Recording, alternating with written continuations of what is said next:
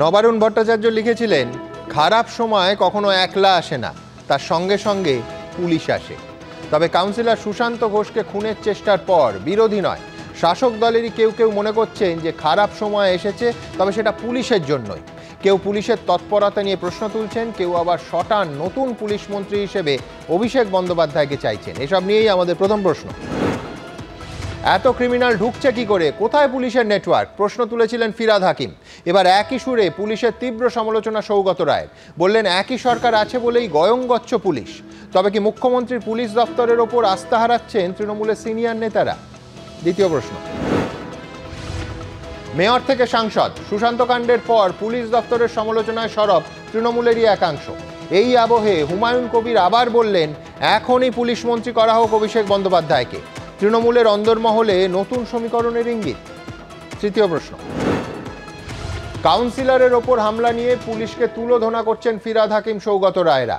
অথচ সাম্প্রতিককালে পুলিশকে বারবার দরাজ সার্টিফিকেট দিয়েছেন মুখ্যমন্ত্রী। আলিপুর থানায় হামলা থেকে রাজ্যে পঞ্চায়েত বা পুর ভোটে সন্ত্রাস রুখতে পুলিশি নিষ্ক্রিয়তার সময় কেন চোখ বুজেছিলেন এখন সরব হওয়া এইসব নেতারা? চতুর্থ প্রশ্ন। 2000 স্কোয়ার ফুটের গোডাউন দখল করার বদলাতেই সুশান্তকে খুনের চেষ্টা, দাবি ধৃতে। 120 বিঘা জলা জমি দখলের চেষ্টা রুখে দেওয়াতেই টার্গেট সুশান্ত, দাবি সুশান্ত শিবিরের। কাউন্সিলরের ওপর হামলার নেপথ্যে বাইপাস লাগোয়া জমি দখলের লড়াই। আজ আমাদের পঞ্চম প্রশ্ন থাকবে। সরকারি জমির দখলদারি নিয়ে রেষারেষি হচ্ছে, তার দুর্বৃত্তায়ন হচ্ছে, বলছেন মেয়র। মানুষ আমাদের থেকে দূরে সরে যাচ্ছে কেন, দক্ষিণ কলকাতার দায়িত্বপ্রাপ্ত নেতাদের দেখা উচিত, বলেছিলেন আক্রান্ত কাউন্সিলর। দুষ্কৃতীরা শাসক ঘনিষ্ঠ বলেই দিনের পর দিন দুর্বৃত্তরাজ দেখতে পায় না পুলিশ। তবে আজ শুরুতেই দেখাবো সুশান্ত কাণ্ডের পর পুলিশের সমালোচনায় তৃণমূলেরই সৌগত রায় এবং ফিরহাদ হাকিম। রীতিমতো তীব্র সেই সমালোচনা, দেখুন। আমার মনে হয় সমস্যা হচ্ছে এই যে আত্মসন্তুষ্টি। আত্মসন্তুষ্টি মানে ওরা ভাবছে তো একই সরকার ক্ষমতায় আছে, সুতরাং আমাদের আর কি হবে, এদিক ওদিক তো হবে না। তাই পুলিশ ভাবছে যে যেরকম এই গয়ঙ্গচ্ছ রুটিন কাজ করি সেইরকম করলেই হবে। Enough is enough. পুলিশকে বলবো, অ্যাক্ট নাও।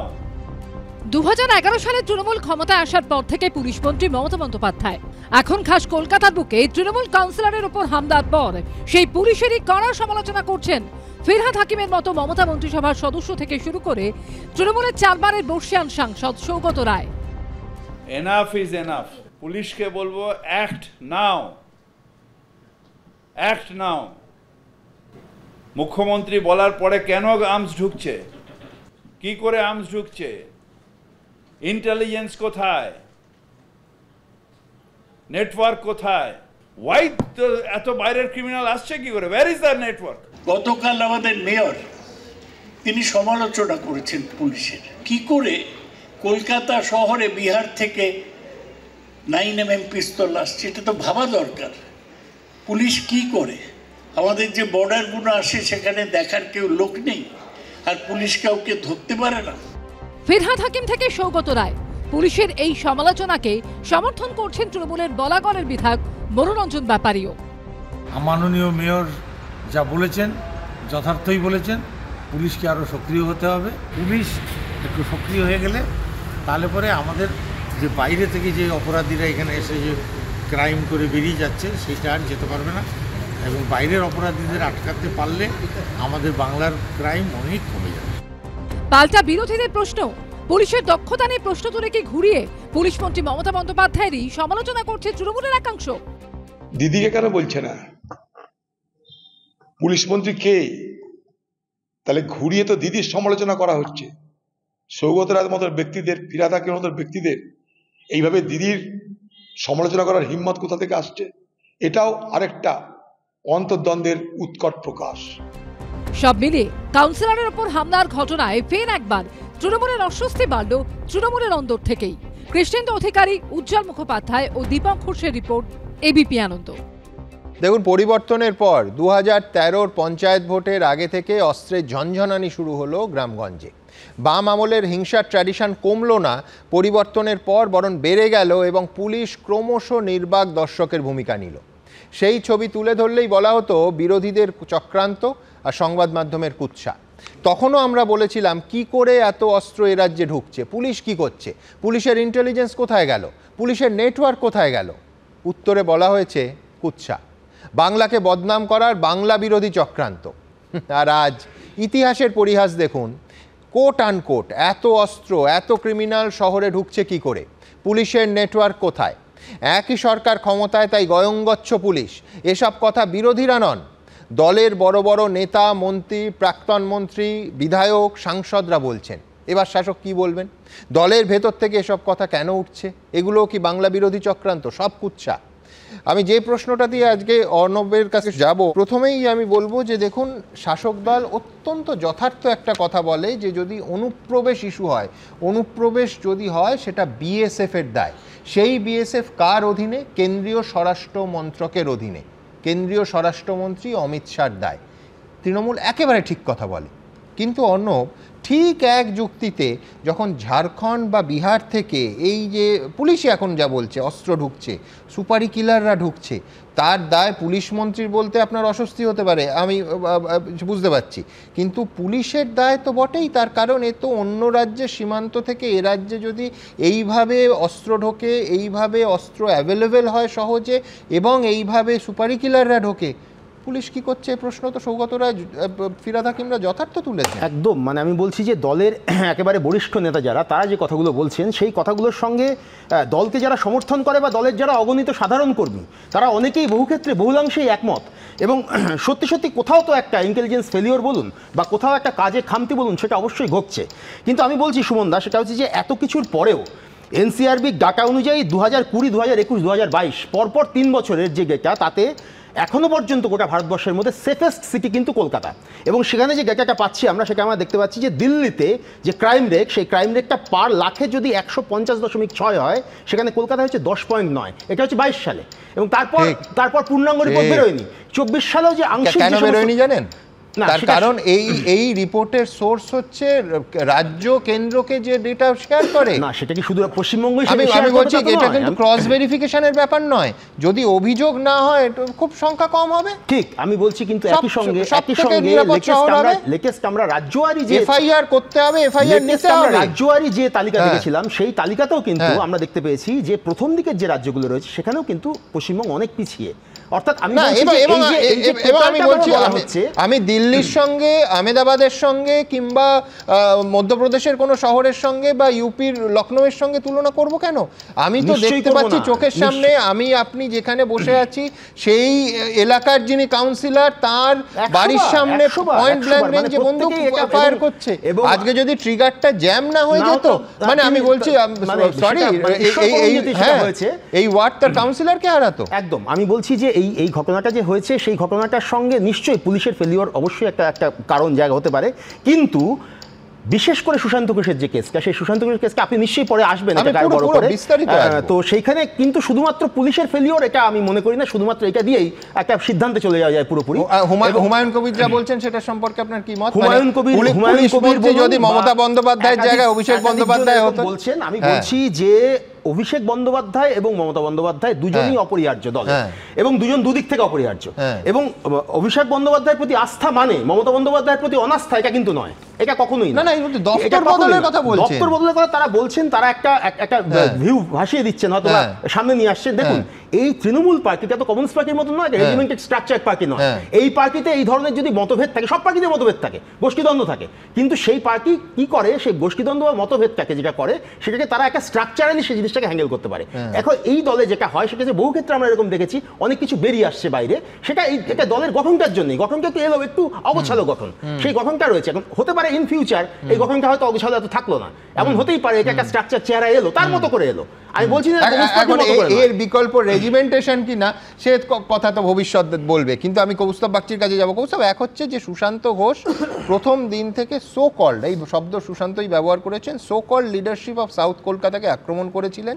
এবং যা বলছেন এখন বড় বড় নেতারা, মানে আমি বলছি ফিরহাদ হাকিম, কিচেন ক্যাবিনেটের সদস্য যাকে মানা হয়, সৌগত রায়, যাকে টিকিট দেবেন তার জন্য শোনা যায় অভিষেক বন্দ্যোপাধ্যায়ের সঙ্গে মমতা বন্দ্যোপাধ্যায় মানে দেয়া নিয়ে একটা টানাপোড়েন প্রকাশ্যে চলে এসেছিল। এটা নিয়ে কোনো জল্পনার ব্যাপার নেই, মানে একেবারে শীর্ষতম নেতৃত্বের এই সমালোচনা।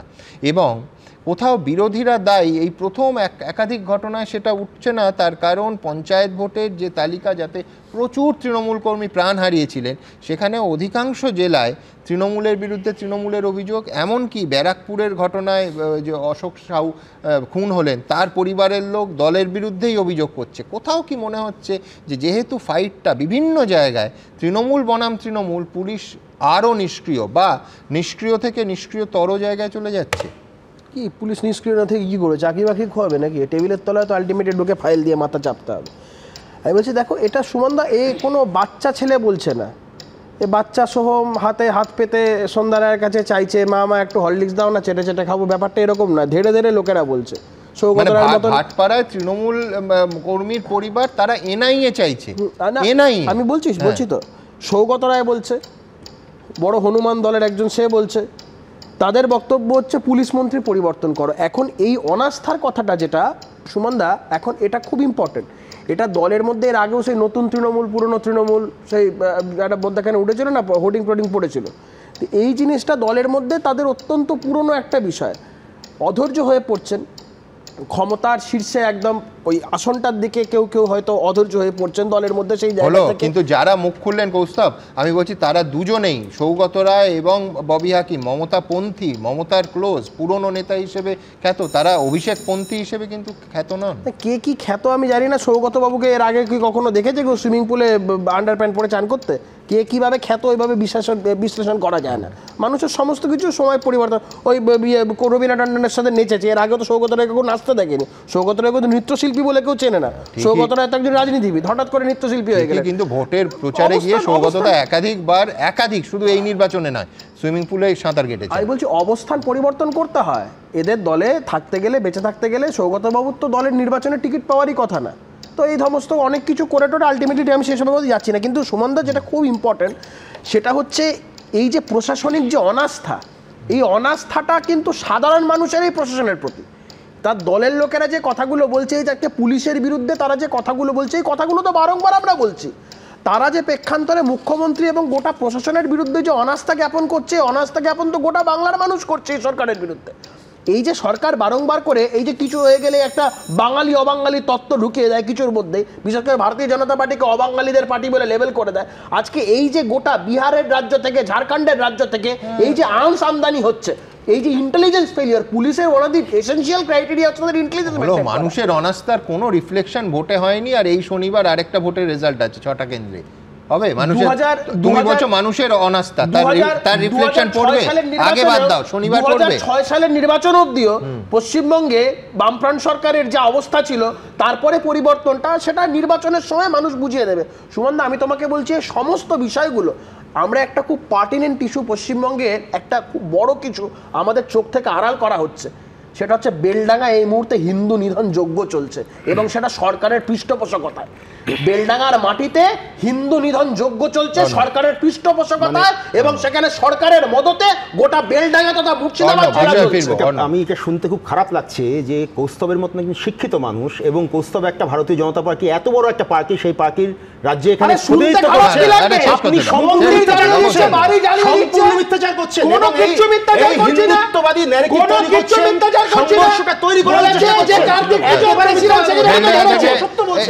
এই ঘটনা আপনি অসত্য বলছেন। সেখানে যা যা করা হয়েছে প্রত্যেকটা কথা আমি বলতে পারবো না। এমন এমন সমস্ত কথা, এমন এমন সমস্ত হোর্ডিং টাঙানো হয়েছে। আমি মূল বিষয় শতরূপের কাছে যাবো। শতরূপ, এক হচ্ছে যে 1990 সালে প্রথম আমরা দেখলাম, তো এক্ষুনি শতরূপ বলবে স্কেলের তফাৎ, ডেফিনেটলি স্কেলের তফাৎ, কিন্তু কলকাতা পুরভোটের দিন মুচিপাড়া থানা এলাকায় সংবাদ মাধ্যম হতবাক হয়ে দেখলো পুলিশ নির্বাক হয়ে দাঁড়িয়ে আছে, আর তার সামনে ভোজালি হাতে, বোমা হাতে, এক জায়গায় একটি সংবাদপত্র আনন্দবাজার নয়, তারা ছাপলো উদ্ধত রিভলভার হাতে এবং তরোয়াল হাতে, আনন্দবাজার পত্রিকায় ছাপা হলো যে পরপর ওয়ার্ডগুলো রেজাল্ট বেরোতে দেখা গেল সিপিএম দখল করেছে এবং তাণ্ডব চলল মুচিপাড়া থানায়। আমি বলছি তখনও কিন্তু তৎকালীন শাসক পুলিশ কমিশনারকে ছড়ায়নি, যে পুলিশ নির্বাক দর্শকের ভূমিকা পালন করেছিল ওই পুরো ভোটের দিনে তাণ্ডবের সময় তাদের বিরুদ্ধে কোনো ব্যবস্থা নেওয়া হয়নি। মানে ঘটনাক্রমে তখন পুলিশ কমিশনার বিকে সাহা সেই যখন সত্যজিৎ রায়ের শ্মশানে শাহাদার বলেছে চিৎকার করলো এবং তারপর বুদ্ধদেব ভট্টাচার্যের সামনে সেই ঘটনা হলো, তারপর তাকে সরিয়ে দেওয়া হলো। আমার প্রশ্নটা খুব পরিষ্কার, সেটা হচ্ছে শতরূপ, পুলিশের পাশে দাঁড়ানো। আমি এই মুহূর্তে পরের যে প্রতিবেদনটা দেখাবো তাতে দেখাবো যে পরপর গত 1.5 বছরে একাধিক অনুষ্ঠানে, পুলিশ এবং অন্যান্য অনুষ্ঠানে একাধিক বড় ঘটনার পর সরাসরি মুখ্যমন্ত্রী পুলিশের পাশে দাঁড়িয়েছেন। এবং শতরূপ, তার দলের নেতারা যখন পুলিশের সমালোচনায় এতটা সরব, মুখ্যমন্ত্রী কিন্তু প্রত্যেকটা ঘটনার পর দরাজ সার্টিফিকেট দিয়েছেন পুলিশকে। কেন? দেখুন, একটা কথা বলি সুমনদা, প্রথম কথা যে বামফ্রন্ট সরকারের সময় সমালোচনা করার মতো কোনো ঘটনা 34 বছরে পাওয়া যাবে না এমন তো নয়। সুতরাং তুমি একটা উদাহরণ দিলে এরকম আরও 10টা উদাহরণ দেওয়া যায়। আবার আমি উদাহরণ দিতে পারি যে এই বামফ্রন্টের সময় সল্টলেকে কর্পোরেশন ভোটের দিন আমাদের পার্টির তখন এমপি অমিতাভ নন্দের মুখ ফেটে রক্ত বেরোচ্ছে, জ্যোতিবাবুর সিএ জয়কৃষ্ণ ঘোষের চোখের তলাটা ফেটে গেছে, বামফ্রন্ট সরকারেরই পুলিশ। সুতরাং এই ঘটনাগুলোও রয়েছে। কিন্তু আমি যে কথাটা বলছি, তুমি যেটা প্রশ্ন করলে, তপন শিকদার ঘেরাও হয়েছেন এবং তপন শিকদারের দেহরক্ষীকে রিভলভার বার করতে হয়েছে। আমি বলছি অর্থাৎ আমি এটা বলছি যে পুলিশ যে সবসময় বামফ্রন্ট সরকারের সময় বামপন্থীদেরকে খোলা ময়দান ছেড়ে দিয়েছে, তার বিরুদ্ধে আমি 100টা উদাহরণ দিতে পারি। কিন্তু আমি আজকের ঘটনায় এটা বলছি যে বামফ্রন্টের সময় কেন ব্রিটিশদের আমলেও বোধহয় যে ঘটনার উদাহরণ দেখানো যাবে না, তা হচ্ছে মুখ্যমন্ত্রী থানা থেকে গুন্ডা ছাড়িয়ে আনছেন। এই যে তুমি বলছো যে একজন মুখ্যমন্ত্রীর পুলিশের প্রতি নির্ভরতা কেন, সাধারণভাবে একটা সরকার তার পুলিশের কনফিডেন্স হারাতে চাইবেন না, বা পুলিশেরও কনফিডেন্স যাতে সরকারের উপর থেকে চলে যায়, এটা কোনো মুখ্যমন্ত্রী চাইবে না। আমি তো নির্ভরতার কথা বলছি, আমি বলছি তিনি তো সমালোচনা করতে পারেন, পুলিশের ভুলের দায় রাজনৈতিকভাবে উনি এই কারণে করতে পারেন না, কারণ উনি মুখ্যমন্ত্রী আসেননি, তার পেছনে অনেকটা পুলিশের কৃতিত্ব আছে। সুতরাং উনি নির্ভরশীল পুলিশের উপর। কিন্তু আমি একটা যে কথাটা বলছি এখানে, বুদ্ধদেব ভট্টাচার্য সেই দিন এই কথাটা বলেছিলেন যে আপনি এই যে থানা থেকে গুন্ডাটা ছাড়িয়ে আনলেন, পশ্চিমবাংলার সমাজবিরোধীরা বুঝে গেল এই সরকারটা তাদের সরকার। আজকে ওরা যে ঘটনাগুলোকে এইভাবে দেখানোর চেষ্টা করছে যে ওরা আমাদের লোকাল গুন্ডা না, ওরা বিহার ইউপি থেকে এসে করে চলে গেছে। ঘটনাটাকে চাইলে আমরা এইভাবেও দেখতে পারি যে বিহার ইউপির ক্রিমিনালরা মনে করছে ক্রাইম করার জন্য বিহার ইউপির থেকে পশ্চিমবাংলাটা সহজ জায়গা। ঘটনাটা বিহার ইউপি ঝাড়খণ্ড থেকে ঢুকতে হচ্ছে তো সীমান্ত দিয়ে, একটা তো সেটা তো টেকনিক্যাল বিষয়, কেন আটকানো হচ্ছে না। দ্বিতীয় কথা, তুমি তোমার পাড়ায় বোম না মেরে পাশের পাড়ায় তখন বোমটা মারবে যখন পাশের পাড়াটা বোম মারার পক্ষে বেশি অনুকূল জায়গা হবে। আমি এইটা বোঝানোর চেষ্টা করছি। সুতরাং এইটাকে কিন্তু আত্মসমালোচনার দৃষ্টি থেকে ওরা দেখতে পারে, তা না করে এটা এইভাবে দেখছে যে এটা কোনো ব্যাপার না, পাশের পাড়ার গুন্ডা করেছে তো আমাদের এখানটা সব ঠিক আছে। 3 নম্বর কথা হচ্ছে সুমনদা, আজকে দেখো মানে এই যে তুমি গত 5-6 বছর ধরে দেখে আসবে, কি 10 বছর ধরে তো দেখবেই, যখনই কোনো বিরোধী দলের কর্মীর ওপর অস্ত্র নিয়ে হামলা হয়েছে, কিছু হয়েছে, তৃণমূলের নেতারা, এই ববি হাকিম সৌগত রায় যারা এখন জ্ঞানের বাণী শোনাচ্ছেন, তারাই বলতেন না এটা পারিবারিক সমস্যা, এর সঙ্গে রাজনৈতিক কোনো সম্পর্ক নেই, এটা আমরা খুন করিনি, পারিবারিক। কখনো এই প্রশ্নটা করলো না যে এটা পারিবারিক সমস্যাতেই এটা ওয়ান শটার বেরিয়ে আসবে কেন? একটা কলতলা জলতলা নিয়ে যে কসবা নিয়ে যে এত কথা হচ্ছে, সুশান্ত তার বাড়ি থেকে কয়েক পা দূরে একটা ছেলেকে পলাশ জানা বলে সকাল 11:30টার সময়, থেকে 5 বছর আগেকার ঘটনা, কুপিয়ে খুন করে ফেললো আমার পাড়ার ছেলে। কেন জানো? জলের লাইনে কে বালতিটা আগে রাখবে তাই নিয়ে গন্ডগোল। এই যে কোথায় কোথায় পকেট থেকে ভোজালি বেরিয়ে আসছে, ওয়ান শটার বেরিয়ে আসছে, বোম পড়ে যাচ্ছে, শরিকি ঝামেলায়। তখন যদি প্রশ্নটা করতো যে এত অস্ত্র ঢুকছে কেন, তাহলে হয়তো আজকে সুশান্ত ঘোষের বুকে অস্ত্র ঠেকানোটা আটকানো যেত। আমি জাস্ট লাস্ট একটা কথা বলি সুমনদা, এখানে দেখো একটা উদাহরণ তোমাকে দিই, তোমার মনে থাকবে। এই যে ক্রিমিনালদের মেন স্ট্রিম হয়ে যাবে, শ্রীনু নাইডু বলে একজন কুখ্যাত মাফিয়া খড়গপুরে, তাকে দিনের বেলা গুলি করে উড়িয়ে দেওয়া হলো। তার থেকে বড় কথা, ঘটনাটা কোথায় ঘটলো? খড়গপুরে তৃণমূল কংগ্রেসের পার্টি অফিসে বসে শ্রীনু নাইডু তৃণমূল কংগ্রেস চালাচ্ছিল। সেই সময় সেখানে তার বিরোধী গ্যাংয়ের লোকেরা ঢোকে গুলি করে, ছেলেটা মরে পড়ে থাকলো ওখানে। এবার আমি বলছি যে একটা ক্রিমিনাল ওয়াগান ব্রেকার, সে যে একটা রাজনৈতিক দল এবং ক্ষমতায় থাকা রাজনৈতিক দলের পার্টি অফিসে বসে দলটা পরিচালনা করছে, এই যে ক্রিমিনালদের, বামফ্রন্ট সরকার ধোয়া তুলসী পাতা ছিল না হয়তো, তখনও ক্রিমিনালরা চেষ্টা করেছে আশ্রয় নেওয়ার, কিন্তু ক্রিমিনালরাই সরকার চালাচ্ছে। সেটা হচ্ছে যে এই যে ন্যারেটিভটা তৈরি করার একটা চেষ্টা হচ্ছে যে পুলিশ না থাকলে তৃণমূল সরকার থাকে না, এটা একটা ন্যারেটিভ তৈরি করার চেষ্টা। এই ন্যারেটিভ একটা সর্বভাবে মিথ্যা। যে দলটা লাস্ট নির্বাচনেও, এই 24 সালের লোকসভা নির্বাচনেও 46% কাছাকাছি ভোট পেয়েছে, শুধুমাত্র পুলিশ দিয়ে এই জিনিসটা করা সম্ভব না, 1 নম্বর। 2 নম্বর পয়েন্ট হচ্ছে শতরূপ যে কথাটা বললো, সেটা হচ্ছে যে পারিবারিক ঝামেলা বলে তার সেখানে ওয়ান শটার বেরোবে কেন, এই জিনিসটা বললো। আমি দুটো শুধু উদাহরণ বলছি। 2008 সালে দিনহাটায় পুলিশের গুলি চালনা, যে পুলিশ সেই সময়কার মানে পুলিশ মন্ত্রী হচ্ছেন বুদ্ধবাবু, সেই সময় দিনহাটায় পুলিশ গুলি চালিয়ে 4 জনকে কাদের মারছে? ফরওয়ার্ড ব্লকের লোককে মারছে। মনে করে দেখুন দক্ষিণ 24 পরগনায় সেইখানে বাসন্তীতে তার সঙ্গে ওয়ান শটার বেরোনো নয়, বরঞ্চ অন্যভাবে উল্টে মনে করিয়ে দেব, তখন যে সময়টা আপনি বলছেন সেই সময়টা রাজ্যের বিরোধী নেত্রীর নাম মমতা বন্দ্যোপাধ্যায়। প্রতিদিন প্রত্যেকটা ইন্টারভিউ আমার বের করে দেখুন, স্টুডিওতে বসে বৈদিক ভিলেজের পরেও তিনি একেবারে বলেছেন এত অস্ত্র ঢুকছে কি করে,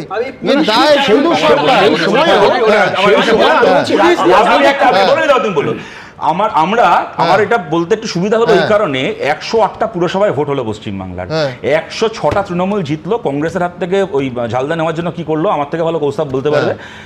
তাহিরপুর আমরা জিতলাম, তৃণমূল হারলো। দুপুরবেলা রেজাল্ট বেরোলো তাহিরপুরের, বিকেলবেলা তাহিরপুর থানার আইসি ট্রান্সফার হয়ে গেল।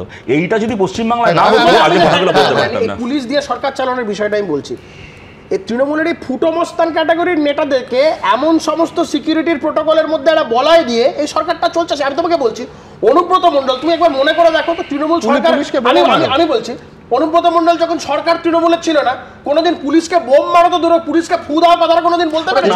পুলিশকে নিয়ে পুলিশের ঘেরানোর মধ্যে থেকে শুরু করে সোমনাথ স্যার, এরা অর্জুন সিং এর বাড়ির সামনে দিয়ে হেঁটে যাওয়ার সাহস ছিল না। আজকে 21টা 20টা করে আমি একেবারে পরিষ্কার আপনাদের মনে করিয়ে দেবো যে একাধিক সাক্ষাৎকারে একাধিক জনসভায় বারবার তৎকালীন বিরোধী নেত্রী বলতেন এত, এবং সঠিকভাবে বলতেন, মানে তিনি যা বলেছেন সেটা ইতিহাসে লেখা হয়ে গেছে যে এত অস্ত্র ঢুকছে কোথা থেকে।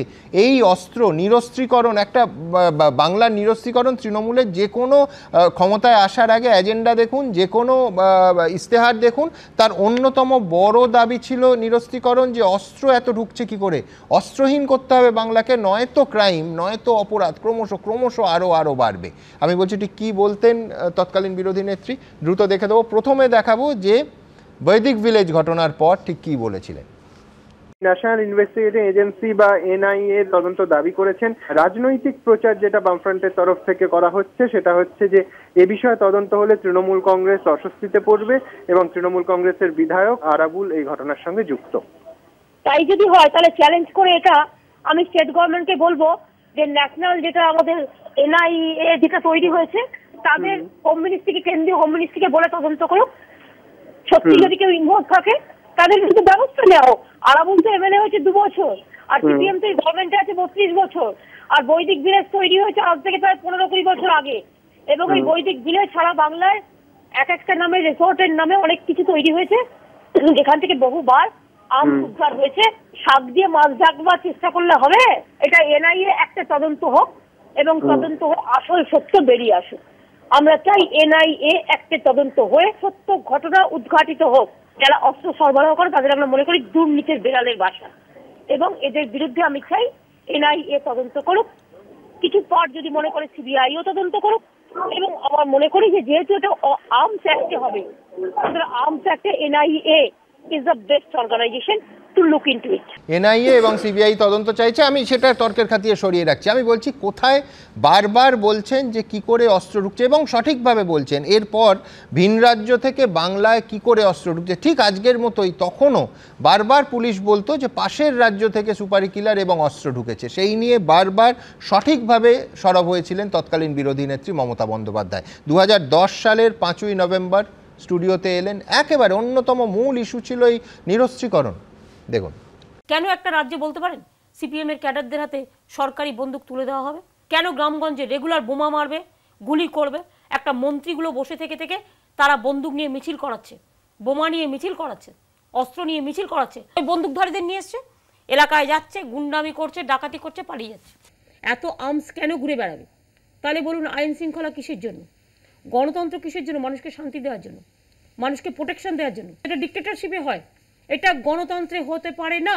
সেই জন্য তো বলছি এখানে গণতন্ত্র নেই। আমি আজও মনে করি যে একেবারে সঠিকভাবে সঠিক ইস্যু সেদিন তুলেছিলেন মমতা বন্দ্যোপাধ্যায়। তার কারণ পাশের রাজ্য থেকে যদি সুপারি কিলার কিংবা অস্ত্র ঢোকে সে নিয়ে সরব তো হতেই হবে, এবং সেটা অবশ্যই পুলিশের দায়। অথচ উল্টোটা দেখুন, প্রায় 14 বছর তৃণমূল ক্ষমতা, একটার পর একটা বড় ইস্যু হয়েছে। সাম্প্রতিককালেও আমি বলছি কেন রাজনৈতিকভাবে পুলিশের ব্যর্থতার দায় নিজের ঘাড়ে নিচ্ছেন মমতা বন্দ্যোপাধ্যায়?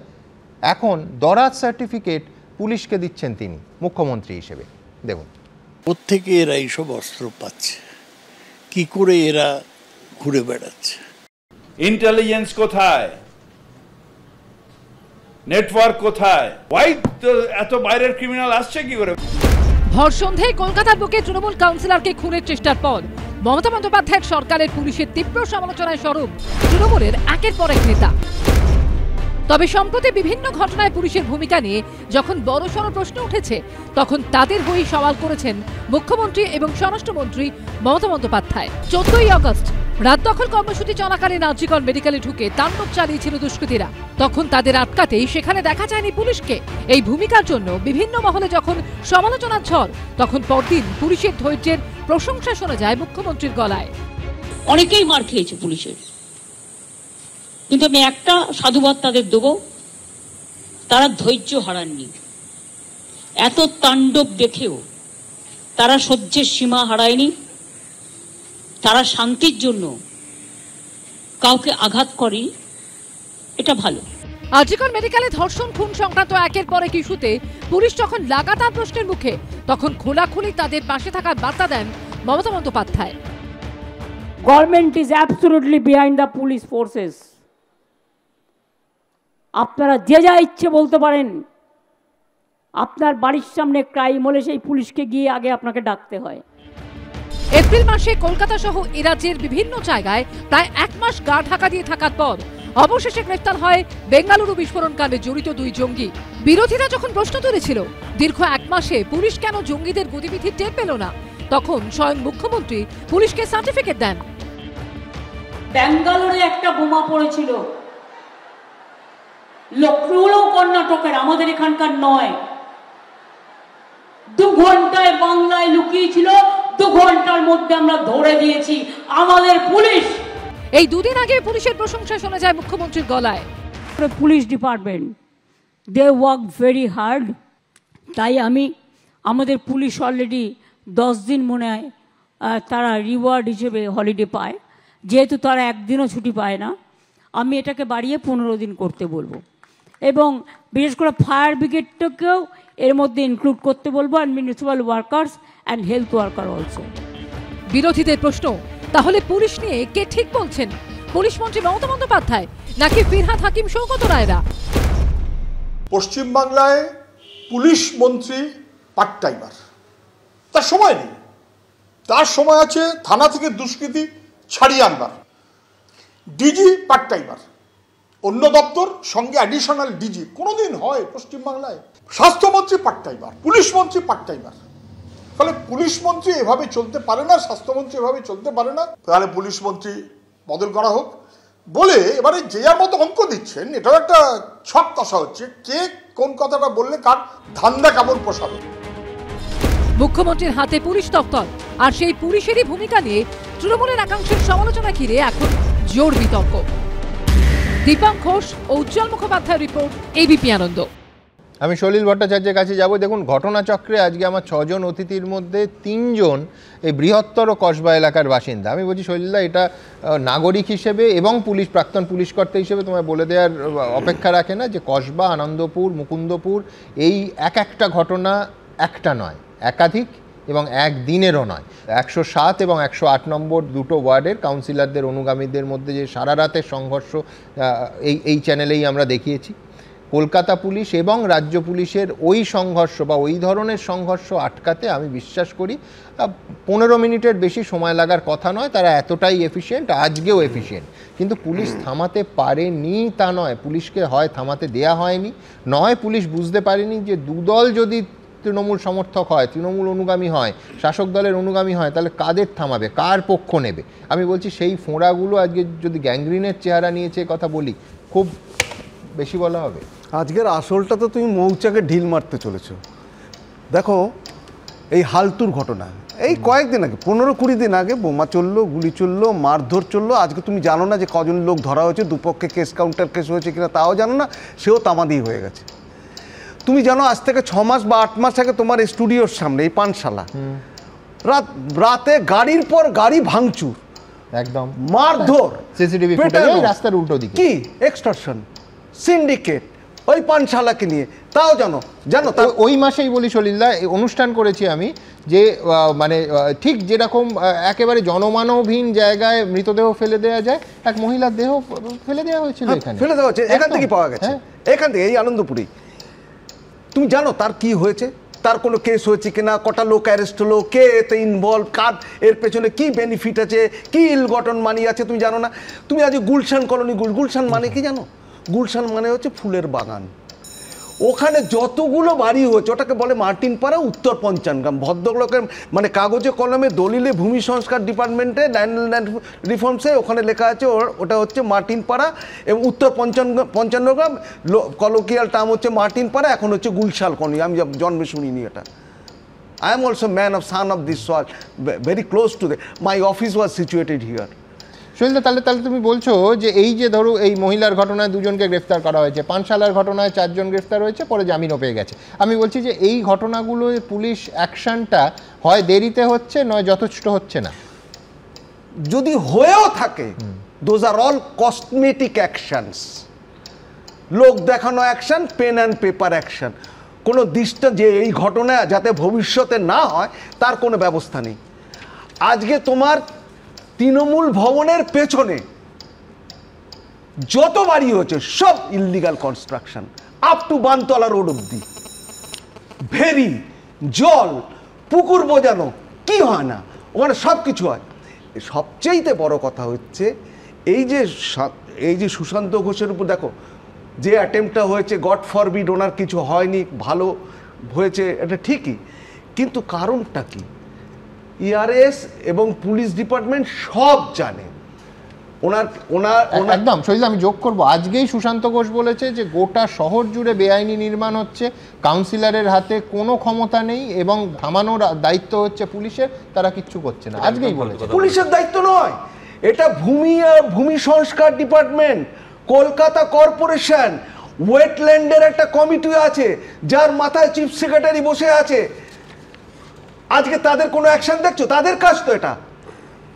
আর তোমার ফিরহাদ হাকিম মাননীয় মেয়র এবং আমাদের একজন গুরুত্বপূর্ণ ক্যাবিনেটের মন্ত্রী, তিনি যেভাবে কথা বললেন, যে শরীরী ভাষা দেখলাম, আমার মনে হলো কোনো নাটক করছে, অথবা কোনো সস্তা জনপ্রিয়তা অর্জন করার একটা অদম্য প্রচেষ্টা ওনার। কাজের কাজ কিছু নেই। 2005-এ তুমি দেখালে মাননীয় মুখ্যমন্ত্রী যখন বিরোধী দলের নেত্রী ছিলেন, এখন কিন্তু এটা বাউন্স ব্যাক করে গেছে।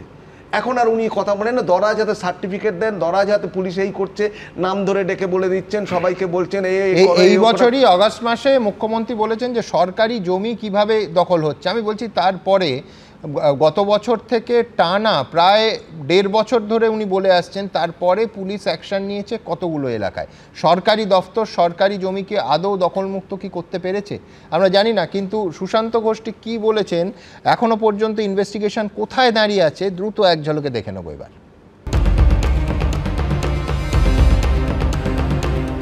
শেষ মুহূর্তে হামলাকারীর আগ্নেয়াস্ত্র থেকে গুলি না বেরোনোয় এ যাত্রায় রক্ষা পেয়েছেন তৃণমূল কাউন্সিলর, কিন্তু শীত পড়ার আগেই কলকাতাবাসীর হারহীন করে দিয়েছে এই ছবি।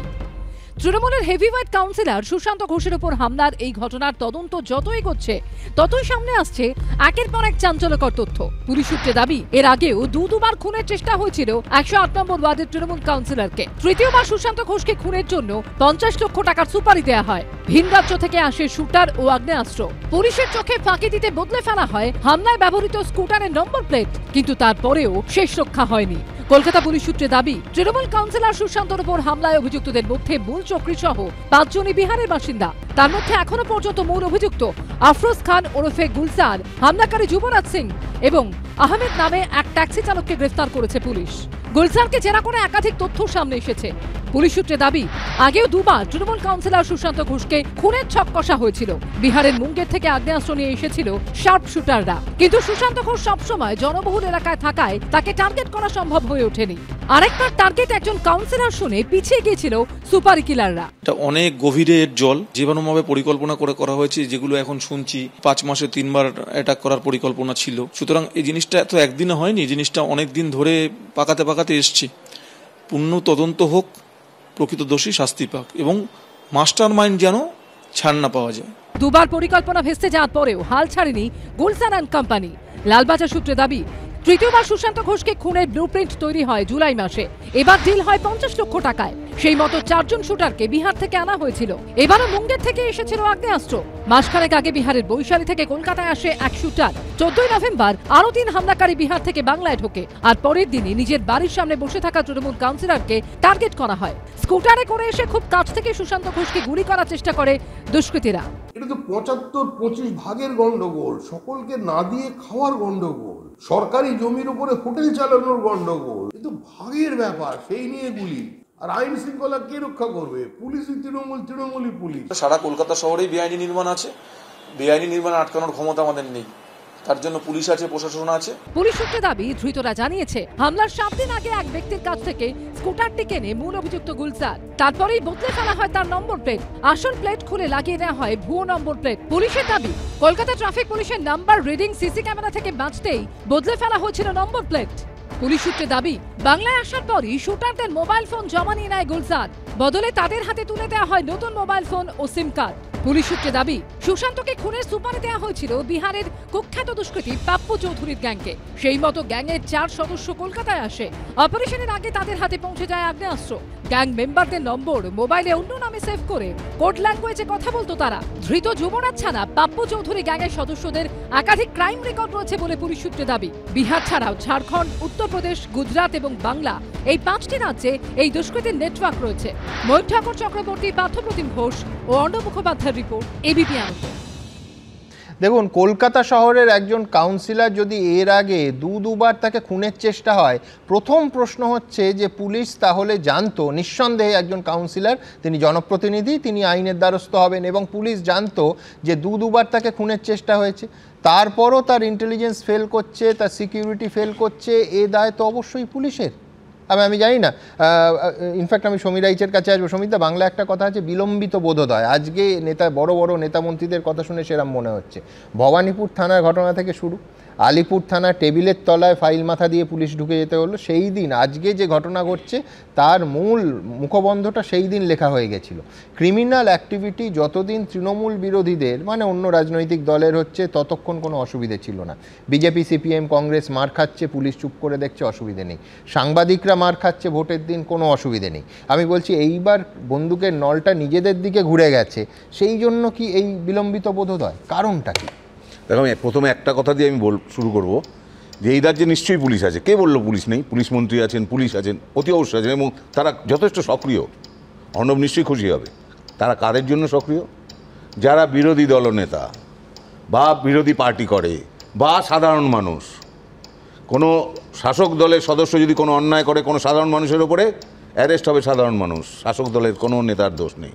সুতরাং এই বোধোদয়টা নিশ্চয়ই ওনারা এই কথাগুলো শুনছেন, এবং এগুলো ওনারা জানতেন না এতদিন। কালকে শাসনের রাস্তায় আইসিকে ফেলে মারা হচ্ছে, আমি বলছি যে পুলিশের কি লাভ হচ্ছে? বাহিনীর প্রতি মানুষের সম্মান এবং সম্মান চলে যাচ্ছে। আমি প্রথম কথা আসি, যে প্রথম কথা, সুশান্তকে আমি দীর্ঘদিন চিনি, ওর পাবলিক রিলেশন খুব ভালো, একদম। আমার মনে হয় না ওর কেউ শত্রু থাকার কথা। তাহলে ওকে যদি 2-3বার অ্যাটাক করা হয়, তাহলে এখানে প্রথম কথা দুটো দিক আছে। আমি পুলিশের কি দায়িত্ব আমি পরে আসছি। 2-3টে দিক আছে। একটা হলো নিরীহ মানুষ, তাকে মারার জন্য আসছে, সে কোনো অন্যায় কাজকে আটকাচ্ছে। আমি সুশান্তর কাছেই প্রশ্নটা রাখছি, সত্যি কি সুশান্ত ঘোষ এই যে জলা জমি ভরাট, এই যে বেআইনি ফ্ল্যাট বিক্রি, উনি বললেন, সুশান্ত বলল যে শহরের প্রচুর বেআইনি বাড়ি আছে, দায়টা কার? শাসক দলের। তার মধ্যে ও নিজেও করে। ও বললো এটা পুলিশের নাকি দায়িত্ব। আমরা কেউ বিশ্বাস করি না ভাই, তোমায় আমি ভালোবাসি, কিন্তু আমরা কেউ বিশ্বাস করি না এটা দায় শুধু পুলিশের। তার কারণটা হলো, আমরা প্রত্যেকে জানি প্রতিটি অঞ্চলের কাউন্সিলর তারা কিভাবে তোলা তোলেন, অধিকাংশ, আমি বলছি না সবাই, অধিকাংশ কিভাবে তোলা তোলেন, প্রত্যেকটি বাড়ি হওয়ার জন্য কিভাবে ফ্ল্যাট নেন, কিভাবে গ্যারেজগুলো নিয়ে নেন, এটা আমরা প্রত্যেকে জানি। সুতরাং এই দায় খালি পুলিশের উপর ঠেললে হবে না। আরেকটা আমার প্রশ্ন, বানতলা থেকে আমি বলছি, একেবারে আমি কামদুনিতে দেখেছি, আমি যখন কামদুনিতে রেগুলার যেতাম, দুপাশের যে ভেরিগুলোকে কিভাবে ভরাট করে, কেউ কোনো শাসক দলের কাউর স্কুল হচ্ছে, কাউর হসপিটাল হচ্ছে, এগুলো কিভাবে হচ্ছে শাসক দল জানেন না। একদম। তৃতীয় কথা হলো, এই যে বারবার করে পুরো মানে ম্যাটারটাকে এটা ঘুরিয়ে দেওয়া হচ্ছে, বলছে বাইরে থেকে আর্মস আসছে। ভাই বাইরে থেকে ঝাড়খণ্ড কি বিহার কি ইউক্রেন থেকেও যদি আসে, আটকানোর দায়িত্ব কার? আটকানোর দায়িত্ব কার? কাদের উপরে এই হামলাটা হচ্ছে? কাদের উপরে? আমরা ব্যারাকপুরে দেখলাম যে নিজেদের দলের মধ্যে, এখানে পরিষ্কার বলছি টাকা খাওয়ার ব্যাপার। আমি নিশ্চয়ই সুশান্তকে বলছি না, সুশান্ত নিজেকে আমার কাছে প্রশ্ন দেওয়ার দরকার, উত্তর দেওয়ার দরকার নেই, কারোর কাছে দেওয়ার দরকার নেই। সুশান্ত ঘোষ খুব ভালো মতো জানেন হোয়াই হি ওয়াজ অ্যাটাকড, খুব ভালো মতো জানেন উনি। সুতরাং পুলিশ একেবারে ফেলিওর আমি কখনো বলবো না, পুলিশকে করতে দেওয়া হয় না। কেন? পুলিশেরও ভেস্টেড ইন্টারেস্ট আছে। পুলিশ কেন পক্ষপাতিত্ব করে? এই পানশালা খেতে যেটা সলিলদা প্রশ্নটা তুললেন, সঠিক প্রশ্ন। কজন অ্যারেস্ট হয়েছিল? কেন পরের দিন জামিন পাবে? প্রত্যেকটা ক্ষেত্রে দেখা যাবে পুলিশ, অধিকাংশ ক্ষেত্রে পুলিশ টাকা খেয়ে বসে আছে। এক কথা, প্রথম কথা, যে বিরাট তদন্ত হচ্ছে, যে বাইক চালাচ্ছিল সে কিন্তু এখনো অবধি তাকে ধরা হয়নি, একজনের মাথায় রাখি আমরা। 2 নম্বর কথা হচ্ছে, ওনাকে 3 বার খুনের চেষ্টা হয়েছিল, 30 বার খুনের চেষ্টা হলেও, এবং তার মধ্যে কয়েকটা চেষ্টা সফল হয়ে গেলেও উনি মুখ ফুটে বলতে পারবে না কে চেষ্টাটা করছিল। আমি বলছি, ওই পাড়ায় থাকি, 2021-এর বিধানসভা ভোটের আগে সুশান্ত ঘোষকে জাভেদ খানের লোকেরা মেরে হাসপাতালে ভর্তি করে দিয়েছিল। হাসপাতালে ভর্তি ছিলেন, তবু মুখ ফুটে বলতে পারেননি যে কে মেরেছিল। 2 নম্বর কথা। এবং 3 নম্বর আমার শেষ কথা, এই যে মার্টিনপাড়া গুলশান কলোনি যে জায়গাটার কথা বললেন সলিলদা, ওখানে না 2 কাঠা এই 2000 স্কোয়ার ফিট জমির দাম হচ্ছে খুব বেশি হলে 7 থেকে 8 লাখ টাকা। এমনি জলা জমি বেআইনিভাবে ওই বিএলও অফিসে টাকা খাইয়ে ওগুলো বিয়ে করা হচ্ছে। বড় জোর 7 থেকে 8 লাখ টাকা জমির দাম হবে। 8 লাখ টাকার জমি হাতছাড়া হয়ে গেছে বলে 50 লাখ টাকা সুপারি দিয়েছিল। আমরা কি গরু না গাধা? যা পারবে বলবে, একটা পুলিশের লোককে ধরে গল্প শুনিয়ে দেবে। বিস্তারিত অঙ্কে আসবো, কিন্তু তার আগে আমি বলছি যে খুব ফরচুনেটলি সেদিন ওই রিভলভারের ট্রিগার জ্যাম হয়ে গেছিল। আমি বলছি 9mm পিস্তলের ট্রিগার জ্যাম না হলে আবার হয় একটা 2022 দেখতাম। এই তৃণমূল কংগ্রেসের পানিহাটির বিধায়ক অনুপম দত্তকে এইভাবে তো একেবারে কাউন্সিলরকে গুলি করে খুন করা হয়েছিল। আমি বলছি পয়েন্ট ব্ল্যাঙ্ক রেঞ্জ থেকে। আমি বলছি খুব খুব সৌভাগ্যের ব্যাপার যে এই ঘটনাটা ঘটেনি, নয়তো ওই রকম আরেকটা হৃদয় বিদারক ঘটনা ঘটতো। এবং তারপরও পুলিশ বলেছিল বাইরে থেকে, বিহার থেকে বোধহয় সুপারি কিলার এবং অস্ত্র এসেছিল। আমি বলছি কোথা থেকে এসছে সেটা দেখার দায়িত্ব পুলিশের, সেটা আটকানোর দায়িত্ব পুলিশের। কিন্তু আরেকটা ট্র্যাজিক ঘটনা আমাদের এই শহরে ঘটলে তার সাক্ষী হতে হতো আমাদের সবাইকে। আমি বলছি এই জায়গা থেকে আমার পরের প্রতিবেদন দেখাবো যে কেন বিলম্বিত বোধোদয়, কেন যখন পুলিশি নিষ্ক্রিয়তার অভিযোগ হচ্ছে, যখন একের পর এক ক্রিমিনালাইজেশনের কথা হচ্ছে, এই দুর্বৃত্তায়ন রুখতে কেন কিচ্ছু করা হয়নি, অথবা যা করা হয়েছে তা যথেষ্ট নয়। কোনটা দেখুন। Enough is enough. পুলিশকে বলবো অ্যাক্ট নাও। পুলিশ ভাবছি যে যেরকম গচ্ছ রুটিন কাজ করি সেইরকম করলেই হবে। এক্সট্রা এফর্ট যেটা দেওয়া দরকার পুলিশের। কলকাতা পুরসভার 108 নম্বর ওয়ার্ডে দাপুটে তৃণমূল কাউন্সিলর ও বড় চেয়ারম্যান সুশান্ত ঘোষের ওপর হামলার এই ছবি খাস কলকাতার আইন শৃঙ্খলা ব্যবস্থা নিয়ে প্রশ্ন তুলে দিয়েছে। তারপর থেকে তৃণমূলের একাংশ যেভাবে পুলিশের সমালোচনা করছে তা আবার কার্যত বিরোধীদেরও হার মানিয়ে দেবে। এই নেপথ্যে তৃণমূলের অন্দরে সমীকরণ আছে কিনা তা নিয়ে জল্পনার মধ্যে বিরোধীরা প্রশ্ন করছে। আজকে হঠাৎ করে তৃণমূল কাউন্সিলরের ওপর হামলা হলো বলেই পুলিশের দিকে নজর পড়ল তৃণমূল নেতৃত্বের। যখন পুলিশের সামনেই পঞ্চায়েত ভোটে অবাধ সন্ত্রাস হয়েছে, বিরোধীরা আক্রান্ত হয়েছে, ছাপ্পা হয়েছে, বুথ জ্যাম হয়েছে, তখন পুলিশি ব্যর্থতার কথা মনে পড়েনি তৃণমূলের? যখন রাজ্যের নানা প্রান্তে বিজেপি সিপিএম এর মতো বিরোধীরা মার খেয়েছে, রক্তাক্ত হয়েছে, টিটাগড়ে বিজেপি নেতা মনীষ শুক্লা হোক কিংবা ঝালদার কংগ্রেস কাউন্সিলর তপন কান্ত খুন হয়েছে, তখন পুলিশি নিষ্ক্রিয়তার কথা মনে পড়েনি তৃণমূল নেতা মন্ত্রীদের? 238 জন বিজেপি কর্মী খুন হয়েছে, তখনও তো পুলিশ নিষ্ক্রিয় ছিল। পুলিশ সক্রিয় হলো কখন? যখন হাইকোর্ট নির্দেশ দিল সিবিআই তদন্তের, তখন পুলিশ প্রমাণ লোপের জন্য, সাক্ষীদের হস্টাইল করে দেওয়ার জন্য, আতঙ্কের আবহ তৈরি করে দেওয়ার জন্য, মামলা তুলে দেওয়ার জন্য পুলিশ সক্রিয় হলো। বিরোধীরা এই প্রশ্ন তুলছে যখন অনুব্রত মণ্ডল পুলিশকে বোমা মারতে বলেছেন, বকটুয়ে জ্বালিয়ে মেরে দেয়া হচ্ছে, ব্যারাকপুরে উর্দিধারী পুলিশকে মারধরের অভিযোগ উঠেছে তৃণমূল কাউন্সিলরের বিরুদ্ধে, ক্যানিং এ থানায় ঢুকে পুলিশকে মারধর করে ধৃতকে ছাড়িয়ে নিয়ে যাওয়ার অভিযোগ উঠেছে যুব তৃণমূল নেতার নামে। 9ই আগস্ট আরজিকর মেডিকেল কলেজে চিকিৎসকের ধর্ষণ খুনের পর 14ই আগস্ট রাতে আরজিকর মেডিকেল কলেজে তাণ্ডব চলেছে, তখন কেন পুলিশের ভূমিকা নিয়ে প্রশ্ন জাগেনি তৃণমূলের মন্ত্রী সাংসদদের? যখন সাধারণ মানুষ আক্রান্ত হয় তখন কিন্তু নেতাদের বলতে শোনা যায় না। যখন মানুষ ভোট দিতে পারে না তার জন্য আটকে দেওয়া হয়, পুলিশ আটকে দেয়, কোনো সময় তৃণমূলকে কথা বলতে শোনা যায় না। যখন নিজের আক্রান্ত হয় তখন চেঁচায়। তাহলে কি তৃণমূলের মন্ত্রী সাংসদরা ইস্যু ভিত্তিক পুলিশের সমালোচনা করছেন? আরজিকর কাণ্ডে পুলিশের বিরুদ্ধে অভিযোগ উঠেছিল যখন মানুষ রাস্তায় নেমেছিল, পঞ্চায়েত নির্বাচন হোক বা বিধানসভা হোক বা উপনির্বাচন হোক, একের পর এক ঘটনায় পুলিশের বিরুদ্ধে এই অভিযোগ, নিষ্ক্রিয়তার অভিযোগ উঠেছে।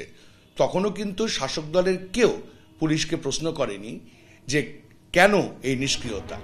সব মিলিয়ে পুলিশ নিয়ে তৃণমূল নেতৃত্বের একাংশের অবস্থান প্রশ্নের মুখে। দীপক ঘোষ, সত্যজিৎ বৈদ্য ও কৃষ্ণেন্দু অধিকারী রিপোর্ট, এবিপি আনন্দ। আমি শুভময় মৈত্রের কাছে আসবো। শুভময়দা, প্রত্যেক সিনেমার প্লট থাকে, সাবপ্লটও থাকে। এখানে একটা পলিটিক্যাল সাবপ্লট আছে, সেটা হচ্ছে যে মমতা বন্দ্যোপাধ্যায়ের লোড বেশি হয়ে যাচ্ছে। কে বললেন? সৌগত রায়, যাকে টিকিট দিতে মমতা বন্দ্যোপাধ্যায় নিজে উদ্যোগী হয়েছেন লোকসভা ভোটের আগে।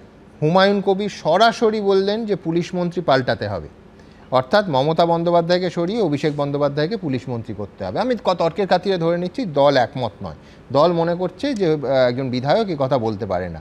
নিঃসন্দেহে এত বড় কথা বলার জন্য তাকে শাস্তি দেওয়া হতো, কিন্তু ভরতপুরের বিধায়ক আজকে দ্বিতীয় দিন এই এত ঘটনার মধ্যে প্রকাশ্যে দ্বিতীয়বার আরও স্পষ্ট করে আরও জোরালোভাবে বললেন যে পুলিশ মন্ত্রী হিসেবে অবিলম্বে অভিষেক বন্দ্যোপাধ্যায়কে অর্থাৎ পুলিশ দফতরের দায়িত্ব দিতে হবে। মানে আমি বলছি যে দৃষ্টিভঙ্গির, ব্যক্তি পাল্টিলে দৃষ্টিভঙ্গির বদল হয় কিনা, রাজধর্ম আরও পালিত হবে কিনা সে তো পরের প্রশ্ন, সমাধান হবে কিনা পরের প্রশ্ন, কিন্তু দ্বিতীয়বার হুমায়ুন কবিরের এই দাবি তোলা রাজনৈতিকভাবে কতটা তাৎপর্যপূর্ণ? সুমনবাবু, মানে এটা খুব সিরিয়াস বিষয় আর কি, এবং আমি পয়েন্ট করে লিখে রেখেছিলাম। আপনি যেটা বলেছেন প্রথমে 3 নম্বর, যাই হোক, প্রথমে নবারুণবাবুর একটা কথা বলি, খারাপ সময় এলে রুমাল দিয়ে হাসি মুছে ফেলতে হয়। তো অন আ সিরিয়াস নোট, মানে অতিরিক্ত গম্ভীর হয়ে যেটা বলতে হয় যে তৃণমূল কংগ্রেসের এই যে গোটা ব্যাপারটা আর কি যেভাবে দাঁড়িয়েছে, সেখানে একটা জিনিস একেবারে পরিষ্কার যে তৃণমূলের লোকজন ছাড়া তৃণমূলের নেতাদের কি আর কোনো বড় শত্রু আছে, এটা একটা মূল প্রশ্ন। এবং এই যে তাদের দলের মধ্যে যে অন্তর্দ্বন্দ্বের প্রশ্ন আসছে, সেইখানে সত্যি অর্ণববাবুর কাছে গিয়ে অনেক কিছু বলবো ভেবেছিলাম, কিন্তু মুশকিল হচ্ছে তৃণমূল নেতাদের বিরুদ্ধে কিছু বললেন টললেন, তারপর ওনাদের নিজেদের যে ঘটনাগুলো ঘটছে খুবই খারাপ বিষয়। পশ্চিমবঙ্গে বেশিরভাগ তাদের লোকই মারা যাচ্ছেন বা আঘাত পাচ্ছেন, সেই জায়গায় তো তর্ক করাটাও খুব গভীর হয়ে যাচ্ছে। মানে তারপর ওনার যদি কোনো বিপদ হয় তখন তো আমাদের ঘাড়ে দোষ পড়বে, ফলে তৃণমূল কংগ্রেসের বিরুদ্ধে খুব একটা কিছু বলা যাবে না আর কি। দ্বিতীয় হচ্ছে, একটা আপনি ফরচুনেটলি বলেছেন, খুব ভালো হয়েছে, পশ্চিমবঙ্গের কিছু প্রভাব ঝাড়খণ্ডে পড়েছে আর কি, যে ট্রিগার বানানোর সময়ও কাটমানি চলে যাচ্ছে, ট্রিগার ঠিক চলছে না, এবং গুলি টুলিও চুরি হয়ে যাচ্ছে হয়তো আগেই বন্দুক থেকে। এটা পশ্চিমবঙ্গের স্বাস্থ্যের পক্ষে খুব ভালো বিষয় যে আঘাত মানুষের কম লাগছে। এবার যে মূল জায়গাটা, ফিরাদবাবু, সৌগতবাবু, মনোরঞ্জন ব্যাপারী যে কথাটা বলছেন, হুমায়ুন কবির সাহেব পরিষ্কার বলে দিচ্ছেন যে অভিষেক বাবুকে পুলিশ মন্ত্রী করতে হবে, এই জায়গাটা তৃণমূলের একেবারে একটা রাজনৈতিক কৌশল। যেহেতু অন্য রাজনৈতিক দল এখানে খুব একটা গভীরভাবে লড়াই দিতে পারছে না, তারাই শাসক এবং বিরোধী এই যে মানে রোলটা, দুটো রোলে অভিনয় করা আর কি, সিনেমার যে প্লট আর কি। বুঝতে পেরেছি যে শাসক এবং বিরোধী দুটোই তৃণমূল কংগ্রেস, দুটোই তারা না, কিন্তু মমতা বন্দ্যোপাধ্যায় অভিষেক বন্দ্যোপাধ্যায়ের মধ্যে তো সেটার সেই সম্পর্ক না। দেখুন, সংসারে থাকলে প্রতিটি রাজনৈতিক দলের মধ্যে, আমাদের পরিবারেও আমরা একে অপরকে খুব ভালোবাসি, আবার আমাদের মধ্যে ঝগড়াও হয়। আর তৃণমূল কংগ্রেসে তো সেভাবে সংগঠন নেই, তৃণমূল কংগ্রেসের লোকরাই বলেন, ফলে এই স্ট্রাকচার নেই, ফলে এই ধরনের ঝগড়াঝাঁটি আমার বাড়িতে। ঝগড়াঝাঁটি বলছি না, আমি বলছি যে মমতা বন্দ্যোপাধ্যায়কে সরিয়ে অভিষেক বন্দ্যোপাধ্যায়কে পুলিশ মন্ত্রী করার দাবি দলের মধ্যে থেকে, আমি বলছি এটা কি হুমায়ুন কবিরের স্ট্যাচারের পক্ষে একটু বিপজ্জনক খেলা নয়, যদি না পার্টির একাংশের সরাসরি মদত থাকে? আমার মনে হয় যে তৃণমূল কংগ্রেসটা, এটাও আপনি বলবেন গটাপ না, গটাপও হতে পারে, বা অতটা স্ট্রাকচার নেই তো, ফলে খুব কিছু যায় আসে না। মানে একটা রাজনৈতিক আলোচনা নিয়ে তৃণমূল কংগ্রেসের একজন নেতা খুব কিছু বলছেন এবং তার থেকে গভীরভাবে বারবার বলছেন, কিন্তু ভাব সম্প্রসারণ করা কিন্তু সত্যিকারের শক্ত, কারণ ওনারা যে কি চাইছেন শেষে তো ঠিক করবেন মমতা বন্দ্যোপাধ্যায় এবং অভিষেক বন্দ্যোপাধ্যায়। ওই হুমায়ুন কবির কি বললেন তাতে কিছু যাবে আসবে না। এবার মূল যে পুলিশের জায়গাটা যেখানটা আসছে সেটা একটু যদি সময় দেন আর কি, মানে ওই নবারুণবাবুর কবিতাতেই আছে, ভিড় ঠেলে সাইরেন বাজিয়ে পুলিশ ভ্যান চলে যায়, তার মধ্যে পুলিশ বসে থাকে, তাদের বুটের রং তাদের ঠোঁটের মতো কালো, তাদের ঘড়িতে খারাপ সময়। কিন্তু তৃণমূলের খারাপ সময় আসবে না তো, কারণ তারা তো আবার 6-0 জিতে যাবে, এবং এই 6-0 জিতে যাওয়ার কিন্তু বাম আমলের পুলিশকে নিয়ে লেখা, মানে তৃণমূল আমলের পুলিশকে নিয়ে লেখা নয়, ওই কবিতাটা লেখা বাম আমলের পুলিশকে। তৃণমূল আমলের পুলিশ একদম এরকম না, তৃণমূল আমলের পুলিশ খুব ভালো, বাম আমলের পুলিশ পুরো সময় ফিরে গেল। আমি বলছি আপনি পুলিশ নিয়েও বলুন, আমি বলছি পুলিশ এবং রাষ্ট্র এই সবটা নিয়ে বলুন। বাম আমলের পুলিশ নিয়ে নবারুণ ভট্টাচার্যের লেখা কবিতা, উনি তো নিশ্চয়ই লিখে গেছেন, আমার মনে হয় তৃণমূলের নেতাদের জানিয়ে গেছেন চিঠি লিখে, বাম আমলের পুলিশ নিয়ে লেখা। আমি সাধারণ পুলিশ নিয়ে বলেছি। শেষ যেটা বলতে হয় যে 6-0 তো তারা জিতেও যাবেন, এবং তা তৃণমূলের কোনো খারাপ সময় আসবে না। খারাপ সময় আসবে কলকাতা থেকে বেলডাঙ্গা পর্যন্ত মানুষগুলোর, যে মানুষগুলো একটা অসম্ভব অসহায়তার মধ্যে থাকছেন। খারাপ সময় পশ্চিমবঙ্গের মানুষের। ফলে তৃণমূল কংগ্রেস আপনারা এই ক্ষমতায়, আপনাদেরই সমাধান করতে হবে। আপনারা দেখুন নিজেদের মধ্যে মারামারি কমাবেন। আমি শুধু বলছি যে খারাপ সময় যেন মানুষের না আসে। বেলডাঙ্গার ঘটনা ঘটে যাওয়ার পর প্রায় 2 দিন হতে চললো। আমি বলছি কেন পরিস্থিতির ওপর নিয়ন্ত্রণ পাওয়া যাচ্ছে না? একটার পর একটা উস্কানিমূলক ভিডিও সামনে আসছে, একটার পর একটা ঘটনা, তার অভিঘাত এবং হিংসার ঘটনা। আমরা বলছি আমরা শুধু আবেদন করতে পারি সবাই, দল মত রাজনৈতিক অবস্থান সব নির্বিশেষে, যে দয়া করে শান্তি ফিরুক। কারণ শেষ পর্যন্ত মানুষের সম্পত্তিহানি হচ্ছে, মানুষের জীবনহানির অবস্থা হচ্ছে, মানুষের বেঁচে থাকাটা বিপজ্জনক হয়ে যাচ্ছে। এইখান থেকে কেন উত্তরণ হবে না আমাদের? আমি এখানে যেহেতু রাজনীতির কথাটা এলো, এই প্লট আর সাবপ্লটের গল্প, হুমায়ুন কবির দ্বিতীয় দিন ঠিক কী বললেন দ্রুত একবার দেখাবো। আমি পুলিশ মন্ত্রী হিসাবে এই মুহূর্তে ডেপুটি সিএম এবং পুলিশ মন্ত্রী হিসাবে অভিষেক বন্দ্যোপাধ্যায়কেই দেখতে চাই। মমতা বন্দ্যোপাধ্যায়ের ঘনিষ্ঠ হেভিওয়েট মন্ত্রী থেকে শুরু করে তৃণমূলের বর্ষিয়ান সাংসদ পুলিশের চরম সমালোচনা করছেন, তাদের ব্যর্থ বলছেন, দক্ষতা নিয়ে প্রশ্ন তুলছেন যে পুলিশ সরাসরি মমতা বন্দ্যোপাধ্যায়ের হাতে। Enough is enough. পুলিশকে বলবো অ্যাক্ট নাও। কি করে কলকাতা শহরে বিহার থেকে 9mm পিস্তল আসছে, এটা তো ভাবা দরকার। পুলিশ কি করে? আর তাৎপর্যপূর্ণভাবে এই আবহেই তৃণমূলের ভরতপুরের বিধায়ক হুমায়ুন কবির বলছেন তিনি অভিষেক বন্দ্যোপাধ্যায়কে এখনই পুলিশ মন্ত্রী হিসেবে দেখতে চান। অর্থাৎ যার মানে দাঁড়ায় হুমায়ুন কবির চান মমতা বন্দ্যোপাধ্যায়ের হাত থেকে পুলিশ দপ্তর নিয়ে অভিষেক বন্দ্যোপাধ্যায়কে দেয়া হোক, তাও আবার অবিলম্বে। এখনো তিনি আমাদের মুখ্যমন্ত্রী হিসাবে থাকুন, কিন্তু অভিষেক বন্দ্যোপাধ্যায়ের অভিষেক হওয়া এখনই দরকার। কারণ অভিষেক বন্দ্যোপাধ্যায় যদি কিছুটা লোড নেন বা রাজ্য প্রশাসনের থাকেন, তাহলে আমার মনে হয় পশ্চিমবাংলার সাধারণ মানুষও উপকৃত হবে। মুখ্যমন্ত্রী এত ব্যস্ত থাকেন, আমরা ইচ্ছা করলেও এনাকে যোগাযোগ করতে পারি না। আমি পুলিশ মন্ত্রী হিসাবে এই মুহূর্তে ডেপুটি সিএম এবং পুলিশ মন্ত্রী হিসাবে অভিষেক বন্দ্যোপাধ্যায়কেই দেখতে চাই। 7 দিনের মাথায় দ্বিতীয়বার এই সওয়াল করলেন হুমায়ুন কবির। ডাইরেক্ট সিএম না হলেও, নেত্রী সিএম থাকলেও ডেপুটি সিএম করে স্বরাষ্ট্র দপ্তরের দায়িত্ব অভিষেক বন্দ্যোপাধ্যায়ের হাতে দিলে সাংগঠনিক এবং প্রশাসনিক অভিষেক বন্দ্যোপাধ্যায় যে দক্ষতার পরিচয় রাখছেন, দলের পক্ষে আরও অনেক মঙ্গল হবে। একদিকে তৃণমূলের অন্দরমহল থেকে পুলিশের সমালোচনা, অন্যদিকে তৃণমূলের ভিতর থেকেই অবিলম্বে অভিষেক বন্দ্যোপাধ্যায়কে পুলিশ মন্ত্রী করার সওয়াল নিঃসন্দেহে রাজনৈতিকভাবে তাৎপর্যপূর্ণ।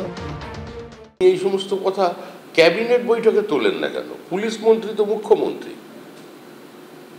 তাহলে উনি কার সম্পর্কে প্রশ্ন করছেন? পুলিশ তো কোনো স্বতন্ত্র অস্তিত্ব নয়। উত্তরাধিকারী মিটিং করতে গেলে 3500 পুলিশের বাহিনী তার জন্য সঙ্গে যায়। তৃণমূলের অন্তরে সমীকরণ নিয়ে ফের সরগরম রাজ্য রাজনীতি। পার্থপ্রতিম ঘোষ, দীপক ঘোষ ও উজ্জ্বল মুখোপাধ্যায়ের রিপোর্ট, এবিপি আনন্দ। দেখুন, এই পর্বে একটু সমস্যার গভীরে যাওয়ার আমরা চেষ্টা করব। আমি বলছি, অনেকেই বলছেন যে জলা ভরছে, বহুতল উঠছে আর কোটি কোটি টাকা উঠছে। রবীন্দ্রনাথ তার ছেলেবেলার স্মৃতিতে জোড়াসাঁকো ঠাকুরবাড়ির মধ্যে একটা পুকুর বোঝানো নিয়ে লিখছেন, শেষকালে এলো সেই পুকুরের কাল ঘনিয়ে, পড়ল তার মধ্যে গাড়ি গাড়ি রাবিশ। আমি বলছি ঠিক এক ছবি, কিন্তু কেউ যদি এখন যুক্তি দেন যে রবীন্দ্রনাথের সময় হয়েছে সুতরাং সুশান্ত ঘোষের সময় হবে না কেন, সে বড় মারাত্মক যুক্তি। ঠিক এইখানে একটা দাঁড়িপাল্লা কল্পনা করুন। সেই দাঁড়িপাল্লার দুদিকে রাখুন যে দুপক্ষের যা দাবি, একদিকে 2000 স্কোয়ার ফিটের গোডাউন, তার জন্য নাকি খুনোখুনির অবস্থা, আরেকদিকে 120 বিঘা জমি। আমি বলছি কোন দিকের যুক্তি ভারী সে তো পুলিশ তদন্ত করছে, তারা বিবেচনা করবেন, আপনারা বিবেচনা করবেন। কিন্তু কেন এই দাঁড়িপাল্লার কল্পনাটা করলাম, পরের প্রতিবেদনটা দেখলে বুঝবেন। এই ভেরিটাকে কেন্দ্র করে একটা দালাল চক্র গড়ে উঠেছিল 2021-এর আগে। তো আমি ওখানে নির্বাচিত হওয়ার পরে সেই ভেরির কাজটা সম্পূর্ণভাবে বন্ধ করে দিই। কারোর স্বার্থে হয়তো আঘাত লেগেছে। উত্তর কলকাতা, দক্ষিণ কলকাতা কিংবা মধ্য কলকাতায় এখন আর সেই অর্থে জমি নেই। হাতে গোনা যা কিছু বাড়ি আছে তার সিংহভাগও ভেঙে চলছে বহুতল তৈরির কাজ। এই পরিস্থিতিতে শহর বাড়ছে ইএম বাইপাসের দুধারে। এখনও সেখানে প্রচুর জলা জমি, যার দাম 100 কোটি কোটি টাকা। জলা ভরালেই পকেট ভরবে, গড়ে উঠবে ফ্ল্যাট বাড়ি। প্রথমে জমি থেকে আয়, তারপর ফ্ল্যাট তৈরি, নির্মাণ সামগ্রী বিক্রির সিন্ডিকেট থেকে আয়, অর্থাৎ জোড়া সোনার হাঁস। 108 নম্বরে তৃণমূল কাউন্সিলরের ওপর গুলি চালানোর ঘটনা নেপথ্যেও কি জমি বাড়ি বিবাদ? গ্রেফতার হওয়ার পর অন্যতম প্রধান অভিযুক্ত আফরোজ খান ওরফে গুলজার যখন বলছেন 2000 স্কোয়ার ফুটের জমি দখলের কথা, তখন স্থানীয় বাসিন্দাদের একাংশের দাবি 2000 স্কোয়ার ফুট নয়, বিবাদের মূলে 120 বিঘার ভেড়ি। কতটা জায়গা, কতটা 2000 स्क्वायर फीट। मेन यही है जो 120 बीघा जो जमीन है, मेन टारगेट यही है। 2000 स्क्वायर फुट ये सब फजूल बात है, इसमें कोई दम नहीं है, बेकार बात है ये। इस पे भू माफिया है, उसी का ये रिएक्शन है जो दादा के ऊपर टारगेट किया गया। শুক্রবার রাতে কসবায় তৃণমূল কাউন্সিলর সুশান্ত ঘোষকে গুলি করে খুনের চেষ্টার অভিযোগে গ্রেফতার হওয়ার পর মূল চক্রী আফরোজ খান ওরফে গুলজারের মুখে শোনা যায় 2000 স্কোয়ার ফুটের জমি দখলের কথা। কে দখল করেছিল? কে? হায়দার আলী। হায়দার আলীটা কে? সুশান্ত ঘোষ का गुंडा। এই টানাপোড়েনের মাঝে মোহাম্মদ জুলকারনাইন আলী নামে স্থানীয় এক ব্যবসায়ীর নাম উঠে আসে, যার দাবি তিনি তৃণমূলের সংখ্যালঘু সেলের রাজ্য সম্পাদক। তার বিরুদ্ধে অভিযোগ গুলশান কলোনিতে 120 বিঘার একটি জলাশয়ের একাংশ নিজের জমি বলে দাবি করে ভরাটের চেষ্টা করেন তিনি। কিন্তু দাবি করা হচ্ছে 108 নম্বর ওয়ার্ডের তৃণমূল কাউন্সিলর সুশান্ত ঘোষ এবং তার অনুগামী হায়দার আলী নাকি সেই জলাশয় ভরাট রুখে দেন। তৃণমূল কাউন্সিলর সুশান্ত ঘোষের উপর যে হামলার ঘটনা ঘটেছে কসবায়, সেই ঘটনার পিছনে কোনো 2000 স্কোয়ার ফিট নয়। স্থানীয় বাসিন্দাদের বক্তব্য এর পিছনে রয়েছে 120 বিঘে একটা জলা জমি, সেই মাছের ভেড়ি, সেটা কিন্তু দখল করবার চেষ্টা রয়েছে এবং চক্রান্ত রয়েছে, যে কারণে টার্গেট করা হয়েছে সুশান্ত কুমার ঘোষকে। তার মানে 2000 স্কোয়ার ফিট নয়, না, পিছনে হচ্ছে 120 বিঘে জলা জমি। ওটা আস্তে আস্তে পুরো নিতে চাইছে, যত বিবাদ হচ্ছে এই জায়গার জন্য। অভিযোগ উড়িয়ে দিয়ে ব্যবসায়ী জুলকারনাইনের পাল্টা দাবি 60 বিঘার একটি জলা জমি দখলের চেষ্টা করছে সুশান্ত ঘোষ ঘনিষ্ঠ হায়দার আলী। হায়দার আলী ছাড়া এখানে একটা পাটা নড়ে না। মেন মূল্য সবকিছু হায়দার আলী যা করবে, হায়দার আলী বিল্ডিং কাজ, জমি প্লটিং, সমস্ত কাজ হায়দার আলী। শুনুন, এখানে শেষ কথা হায়দার আলী বলে। আমরা বহু গেছি কাউন্সিলর কাছে, যা কথা বলার আছে তুই হায়দার সাথে কথা বল। এবার জুলকার একটা ক্লিয়ার মাইন্ডের লোক ছিল। আমি তো কালকে জুলকারের নাম কিছু বললাম না, কেন জুলকার আমি কেন বলে পুলিশ ইনকোয়ারি করছে, যেহেতু আমি মাস্টার মাইন্ড অন্য একটা লোককে বললাম, আর যেহেতু ওখানে ওই গুলজারকে মোহরা বললাম, তো সেই জন্য আমার এগেনস্টে এত বাইট দেবার আমি জানি না কেন দিচ্ছে। এবার আপনারা নিজেই জানতে পারবেন কি এখানে মাস্টার মাইন্ড কে আছে। কিন্তু আমি কালকেই বলেছিলাম মাস্টার মাইন্ড গুলজার নেই, এর পিছনে কোনো বড় মাথা আছে, বড় মাথা আছে। এই পরিস্থিতিতে হায়দার আলীর থেকে দূরত্ব তৈরির চেষ্টা করেছেন তৃণমূল কাউন্সিলর। হায়দার ওখানে গুলশান কলোনিটা হায়দার আমার হয়ে ওখানে দেখভাল করে। যে পৌরসভার সমস্যা, রাস্তাঘাট, ড্রেন, জল, কল, লোকের সামাজিক সমস্যা, সমস্তগুলো হায়দার দেখভাল করে। হায়দার যদি নিজে দায়িত্ব নিয়ে কোনো অন্যায় করে থাকে, তার দায়ভার হায়দারকে নিতে হবে। শুক্রবার রাতে এই হাড় হিম করা ঘটনা নেপথ্যের মূল কারণ কি তাহলে 100 কোটি টাকা নিয়ে বিবাদ? অনির্বাণ বিশ্বাস, অর্ণব মুখোপাধ্যায়, এবিপি আনন্দ। অর্থাৎ এই ভ্রান্ত অর্থনীতির সঙ্গে জলা জমি এবং জলা বুঝনোর যে প্রক্রিয়া যুক্ত, সেটা যদি কেউ বন্ধ করতে চায়, নিঃসন্দেহে সেটা খুনোখুনির পরিস্থিতি সৃষ্টি করে। ঠিক সেইখান থেকে সৌগত রায় সঠিক কথা বলছেন যে অপরাধীদের বারবারন্তের পেছনে আসলে জমি জায়গা দখলের লড়াই, একেবারে পরিষ্কার বলছেন।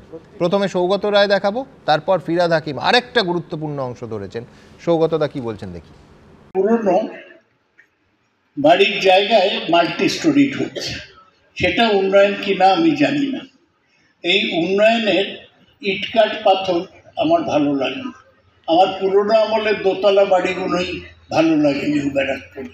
এখন সভ্যতার অগ্রগতির সঙ্গে লোক বাড়ে, তার ফলে তাদের জায়গা দিতে ফ্ল্যাট তৈরি হয়। কিন্তু ফ্ল্যাট কলকাতায় যে দেখছি, যে এই ফ্ল্যাট জমি নিয়েই গুলি চলছে। কাউন্সিলর প্রায় নড়ে গিয়েছিল গুলির চোটে। এখন সেই কালচার আমরা আটকাতে পারবো কিনা, এটাই নিউ ব্যারাকপুরের মানুষের সামনে প্রশ্ন। হ্যাঁ, সৌগতদা সংস্কৃতির কথা বলছেন সৌমিতদা, কিন্তু এটা সংস্কৃতির প্রশ্ন না, এটা দুষ্কৃতির প্রশ্ন। আর সেই দুষ্কৃতিকে দমন করবে পুলিশ বাহিনী নিরপেক্ষভাবে, সৎভাবে। এটা দুষ্কর্মের সংস্কৃতির কথা বলেছেন সৌগতদা। যেটা প্রশ্ন হলো, যেই জলাশয় নিয়ে সৌগতদা বললেন, সৌগতদা কি ভুলে গেছেন বা তৃণমূলের নেতা নেত্রীরাকে ভুলে গেছেন তপন দত্ত খুন হয়েছিল হাওড়াতে? একদম একদম। আজ অবধি কজনের পানিশমেন্ট হয়েছে? ঠিক, এটা শুরু আজকে নয়, দীর্ঘদিনের। যেখানেই তৃণমূলের তপন দত্ত কিন্তু তৃণমূলেই ছিলেন, একদম তৃণমূলের মধ্যেও নিশ্চয়ই অনেক ভালো মানুষ আছেন যারা এগুলো পছন্দ করেন না, এখনও আছেন। আমি বলছি না সবাই দুষ্কৃতী, কিন্তু যারা ভালো মানুষ আছেন তাদের কথা শোনা হয় না, দরকার হলে প্রয়োজনে তাদেরকে সরিয়ে দেওয়া হয় পৃথিবী থেকে। আমি সেই জন্যই প্রশ্নটা তুলেছিলাম যে সুশান্ত ঘোষ সত্যিই কি জলাশয় রুখতে চেয়েছিলেন, সত্যি কি ভালো মানুষ, নাকি সুশান্ত ঘোষ নিজের কাছে প্রশ্ন করুক কেন ওনার ওপরে 2-3 বার অ্যাটাক হয়েছে? এটা সাধারণ মানুষের প্রশ্ন। একদম। আমি যেহেতু একেবারে 2000 আমি কৌস্তবের কাছে যাবো, কিন্তু 2011 সালে 6ই মে দুষ্কৃতীদের গুলিতে বালির অত্যন্ত জনপ্রিয় তৃণমূল নেতা, পরিবেশ কর্মীও বটে, তপন দত্ত খুন হন। সিআইডি তদন্তভার নেয় এবং একেবারে এই জমি ভরাটের বিরুদ্ধে তপন দত্ত বছরের পর বছর দাঁত কামড়ে মাটি কামড়ে আন্দোলন করে গেছিলেন। তার মাসুল দিতে হয়েছে তাকে, এই কথা তার স্ত্রী মনে করেন। সিআইডি প্রথমে চার্জশিট পেশ করে, তারপরে সাপ্লিমেন্টারি চার্জশিটে নেতা মন্ত্রীদের নাম বাদ চলে যায়, সেই নিয়ে দীর্ঘ আইনি প্রক্রিয়া আমার ধারণা এখনও চলছে। কিন্তু কথাটা হচ্ছে জমি ভরাটের ক্ষেত্রে একেবারে পরিষ্কার রুখে দাঁড়িয়েছিলেন তপন দত্ত। কৌস্তব কিছু বলছিলেন?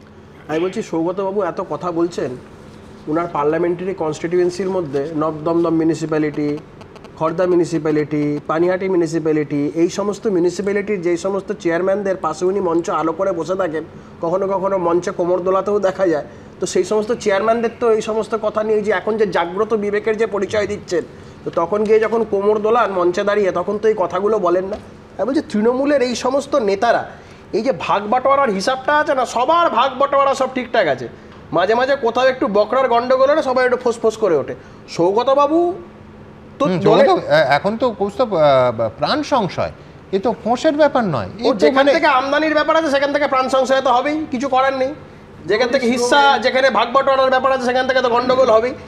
এই যে আজকে আমি তোমাকে বলছি সুমনদা, এই যে তৃণমূলের নেতারা একে ওকে মারছে কেন? এরা কোন নৈতিকতা বা কোন আদর্শ প্রতিষ্ঠার জন্য একে অপরকে মারছে? সবটাই হচ্ছে এলাকা দখল, কে কোথায় কতটা পুকুর ভরাট করবে, কে কোথায় কত ট্রাক বালি ফেলবে, কে কোথায় কত ট্রাক স্টোনচিপ ফেলবে, কে কাদের ছেলেরা ওখানে গিয়ে টোটাল সিন্ডিকেট ব্যবস্থাগুলো চালাবে। এই সিন্ডিকেট নিয়ে তো আমার কথা না, সব্যসাচী দত্ত তৃণমূলের তৎকালীন সময় থাকাকালীন সব্যসাচী দত্ত আবার পরবর্তীকালে ভারতীয় জনতা পার্টিতে এসেছিলেন, আবার তৃণমূলে ফিরে গেছেন।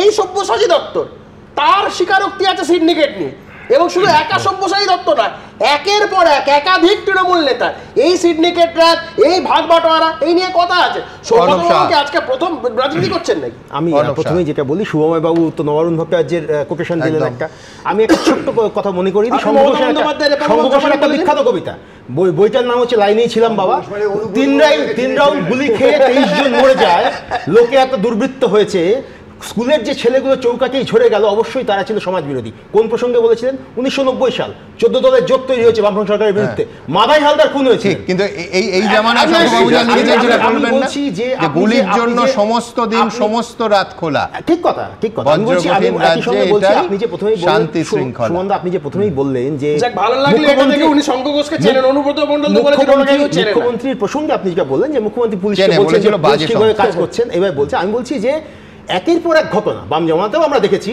যে ধরুন যে রুনুগ্রহণ নিয়োগের বিরুদ্ধে এত অভিযোগ ছিল, সেই নিয়োগের কিন্তু পদোন্নতি হয়েছিল বাম সরকার আসার পর। আর আপনি যে সিন্ডিকেটের কথা বলছেন, ঠিক আপনি মুখ্যমন্ত্রীর কথা বললেন, মুখ্যমন্ত্রীকে বলতে হচ্ছে প্রকাশ্যে যে কোট আনকোট পুলিশ জলাশয় ভরাট করার সঙ্গে সঙ্গে পদক্ষেপ নিতে হবে, ভেঙে দিতে হবে, যত বড় নেতাই হোক, যত বড় পুলিশ অফিসারই যুক্ত থাকুন না কেন।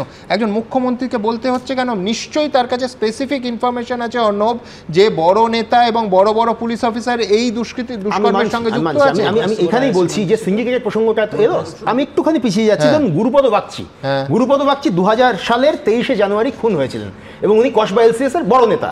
সেই দিকে যখন খুনটা হয়েছিলেন তখন কিন্তু এই কথাগুলো ভীষণভাবে ভেসে উঠেছিল যে এই খুনের পিছনে ওই এলাকায় কসবা, যেহেতু আমি 91 নম্বর ওয়ার্ডে এখন থাকি, ওই এলাকায় সিপিআইএমেরই দুটো গোষ্ঠী তাদের নিজেদের মধ্যে যে আন্তঃসংঘর্ষ চলছে এবং সেখানে ওই বেআইনি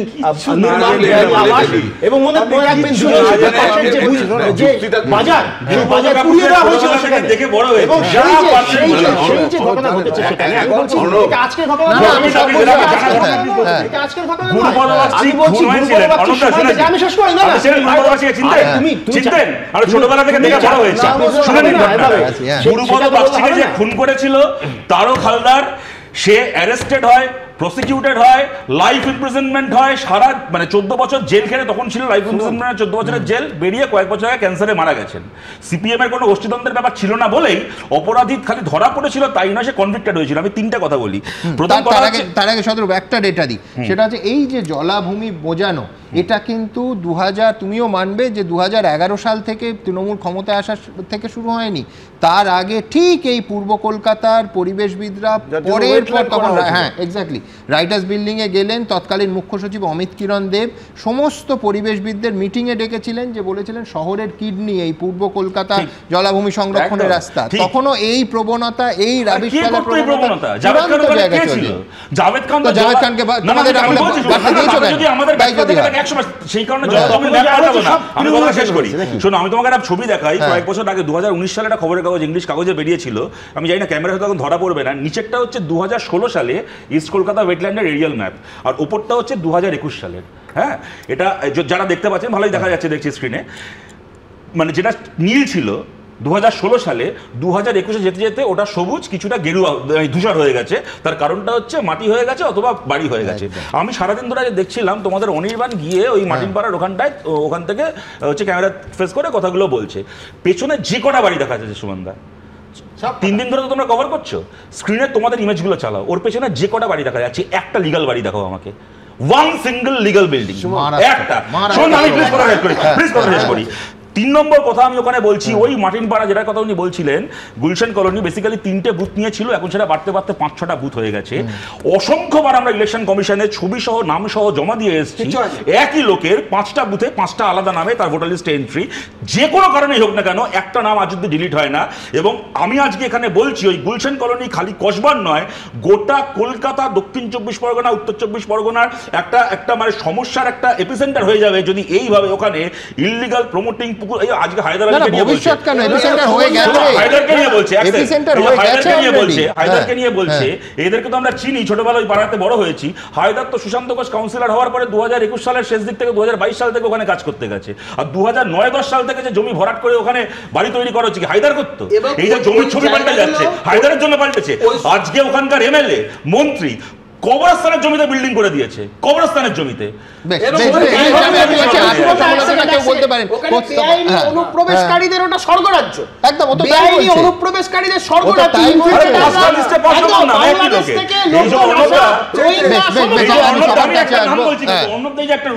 উদাহরণ দিলেন, আমি জ্ঞানবন্ত সিং থেকে শুরু করে শহীদ পুরকাশ থেকে শুরু করে কটা পুলিশের নাম বলবো। মমতা বন্দ্যোপাধ্যায় ফাঁসি চেয়েছিলেন, আমি দ্রুত ফিরহাদ হাকিম তিনি একেবারে এই ভাষায় বলছেন যে ওখানে এসে বিশেষ সরকারি জমি অবৈধভাবে দখল করেছে এবং দখলদারি করতে গেলে নিজেদের মধ্যে রেষারেষি হয়, তখন টাকা পয়সা নিয়ে এসব ক্রিমিনালাইজেশন হবে, অবৈধ হলেই কিছু দুষ্কৃতী মাথাচাড়া দেয়। এরপরে একটাই একেবারে সঠিক কথা বলেছেন, বাস্তব ছবি। কিন্তু এরপরে প্রশ্ন তো উঠবেই যে গত প্রায় 14 বছর তো তৃণমূল কংগ্রেস ক্ষমতায়, আটকানো গেল না কেন? আমি প্রথমে ফিরহাদ হাকিম কি বলেছেন একবার দেখাবো, তারপর তার বিশ্লেষণে আসবো। ওখানে বাইরের স্টেটের প্রচুর লোক আসছেন, তারা এসে ওখানে বিশেষ করে গভর্নমেন্ট ল্যান্ড ইললিগাল দখল হচ্ছে, এবং সেটা দখলদারি করতে গিয়ে যখনই আপনি ইললিগাল দখলদারি করবেন, আপনাদের মধ্যে মানে যারা করে তাদের মধ্যে রেষারেষি থাকবে, আর তখন টাকা পয়সা এসব নিয়ে ক্রিমিনালাইজেশন হবে। এনিথিং ইললিগাল তার মধ্যেই ক্রিমিনালাইজেশন হবে। আমি আবার বলছি, গত 14 বছর তৃণমূল কংগ্রেস ক্ষমতায়, ফিরহাদ হাকিম গত বছর ডিসেম্বর মাসে মাঝেরহাট ব্রিজের ওপর রাবিশ বোঝাই গাড়ি যাচ্ছিল, নিজে কলকাতার মেয়র এবং পুর নগর উন্নয়ন মন্ত্রী নিজে আটকান। সেদিনও বলেছিলেন যে এইভাবে যদি আমাদের একা লড়াই করতে হয় দূষণের বিরুদ্ধে, পুকুর ভরাটের বিরুদ্ধে, তো অসম্ভব।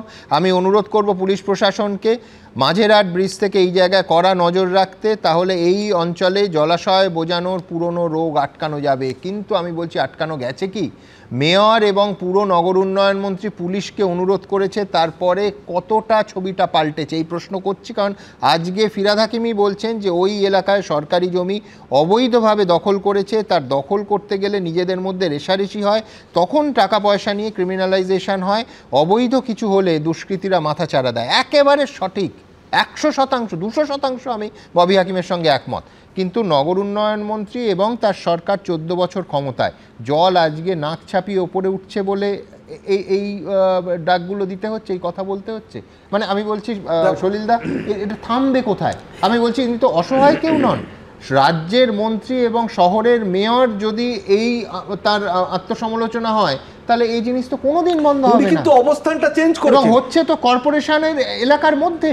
আমি তো বললাম, প্রথমেই তোমায় বলেছি এটা land and land reforms department এবং কলকাতা কর্পোরেশন। উনি কিন্তু অবস্থানটা কি চেঞ্জ করলেন। প্রথমে তো বললেন অ্যাক্ট নাও, প্রথমে বললেন act now, enough is enough, সবকিছু দাগিয়ে দেওয়া হলো পুলিশের উপরে। আজকে উনি বলছেন যে হ্যাঁ ওখানে রেসারেসি হচ্ছিল, আজকে এখানে বলছেন যে উনি টাকার বিনিময় হচ্ছিল, আজকে এখানে উনি বলছেন সিন্ডিকেট চলছিল, আজকে তো সব কিছু বলছে। তাহলে মোটিভ অফ অ্যাটেম্পটা, মোটিভ অফ যে ইনসিডেন্ট, তো মোটিভটা কি? মোটিভটা হচ্ছে ইললিগাল বেনিফিট, ইললিগাল বেনিফিশিয়ারি, সরকারি জমি হরপ করা। এর সঙ্গে দেখবে প্যারিটি রয়েছে তোমার শাহজাহানের সন্দেশখালির, সেখানেও তাই তোমার ওই নোনা জল ঢুকিয়ে দিয়ে জমি দখল করা। এখানে সেম চলছে কলকাতা শহরের বুকে, তোমার থেকে 100 মিটার দূরে তৃণমূল ভবনের পেছন দিকে, কোনো রিলিফ মানুষ পাবেন না। আমি বলছি কলকাতা হাইকোর্ট যে চুপ করে বসে আছে তা নয়, পূর্ব কলকাতার এই জলাভূমি বোঝানোর ইস্যুতে গত জুলাই মাসে মাননীয় বিচারপতি অমৃতা সিনহা তিনি বলছেন এতদিন ধরে কি করছে প্রশাসন, কোনো আংশিক কাজ নয়, সামগ্রিকভাবে কি করেছেন জেলা শাসক। এরপর তিনি বললেন আর কতদিন এই বেআইনি নির্মাণ দাঁড়িয়ে দেখবে, ডিএম উদাসীন আচরণ করছে বলতে বাধ্য হচ্ছি। মানে আমি বলছি কলকাতা হাইকোর্টের এই মন্তব্য, এই পর্যবেক্ষণের পরেও, মেয়রের এই সমালোচনার পরেও জিনিসটা বাড়ছে কি করে? আমার মূল যে বক্তব্য হচ্ছে, একটা দুর্বৃত্তায়নের কথা তো তৃণমূল কংগ্রেস নিয়ে বারবার আসছে। তৃণমূল কংগ্রেসের মধ্যে প্রচুর ভালো মানুষ আছেন, ভালো সমর্থক আছেন, এবং বারবার একটা জায়গা গুলিয়ে যাচ্ছে, সেটা হচ্ছে 80-90-এর দশকে সিপিআইএমের যে রাজত্ব, সেই সময় কি তাদের অন্তর্দ্বন্দ্ব ছিল না? কেউ খুন হয়নি তাই হয় নাকি? যেটা অর্ণববাবু বলছিলেন, সিপিএমের সবচেয়ে বড় অন্তর্দ্বন্দ্বের উদাহরণ দেবেন তো জ্যোতি বসুর প্রধানমন্ত্রিত্বকে খুন করা, সোমনাথ চট্টোপাধ্যায়কে দল থেকে বার করা, অনেক বড় বিষয় আছে।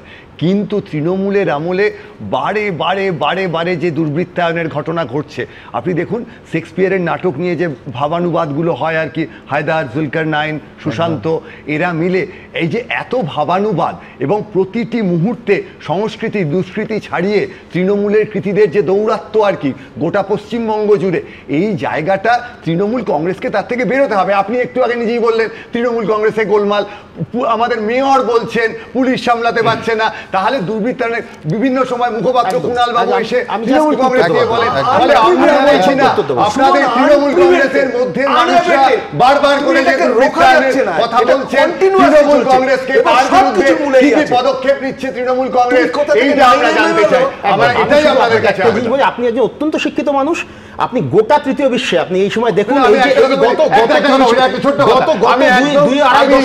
সত্যি বলছি এই যে দুর্বৃত্তায়ন আপনি বলছেন, আমি বলছি এবং আপনাদের তৃণমূলের শিক্ষা অনেক বেশি, আমি শিক্ষিত নই, জানেন জেনে আপনি জানি না, সত্যি জানি না। এই যে হেমন্তের সন্ধ্যাবেলা এখন ওই আলোগুলো দেখছি 100-108, তখন আমি সত্যি জানি না। এই যে ইউক্রেন রাশিয়া আর 100-108, ইউক্রেন রাশিয়া নিয়ে বেশি জানি, 100-108 নিয়ে তৃণমূল কংগ্রেস তারা কিন্তু এই ব্যাপারটা যতক্ষণ না মেটাতে পারছে পশ্চিমবঙ্গের মানুষের কাছে এমনকি আমি বলছি যে সমস্ত, এমনকি এই মুহূর্তে শতরূপ খুব ভালো করে জানবে, যে দেশগুলোতে নতুন ধরনের বামপন্থা আসছে সেই দেশগুলোতে পর্যন্ত, ব্রাজিল, ভেনেজুয়েলা, সেইখানে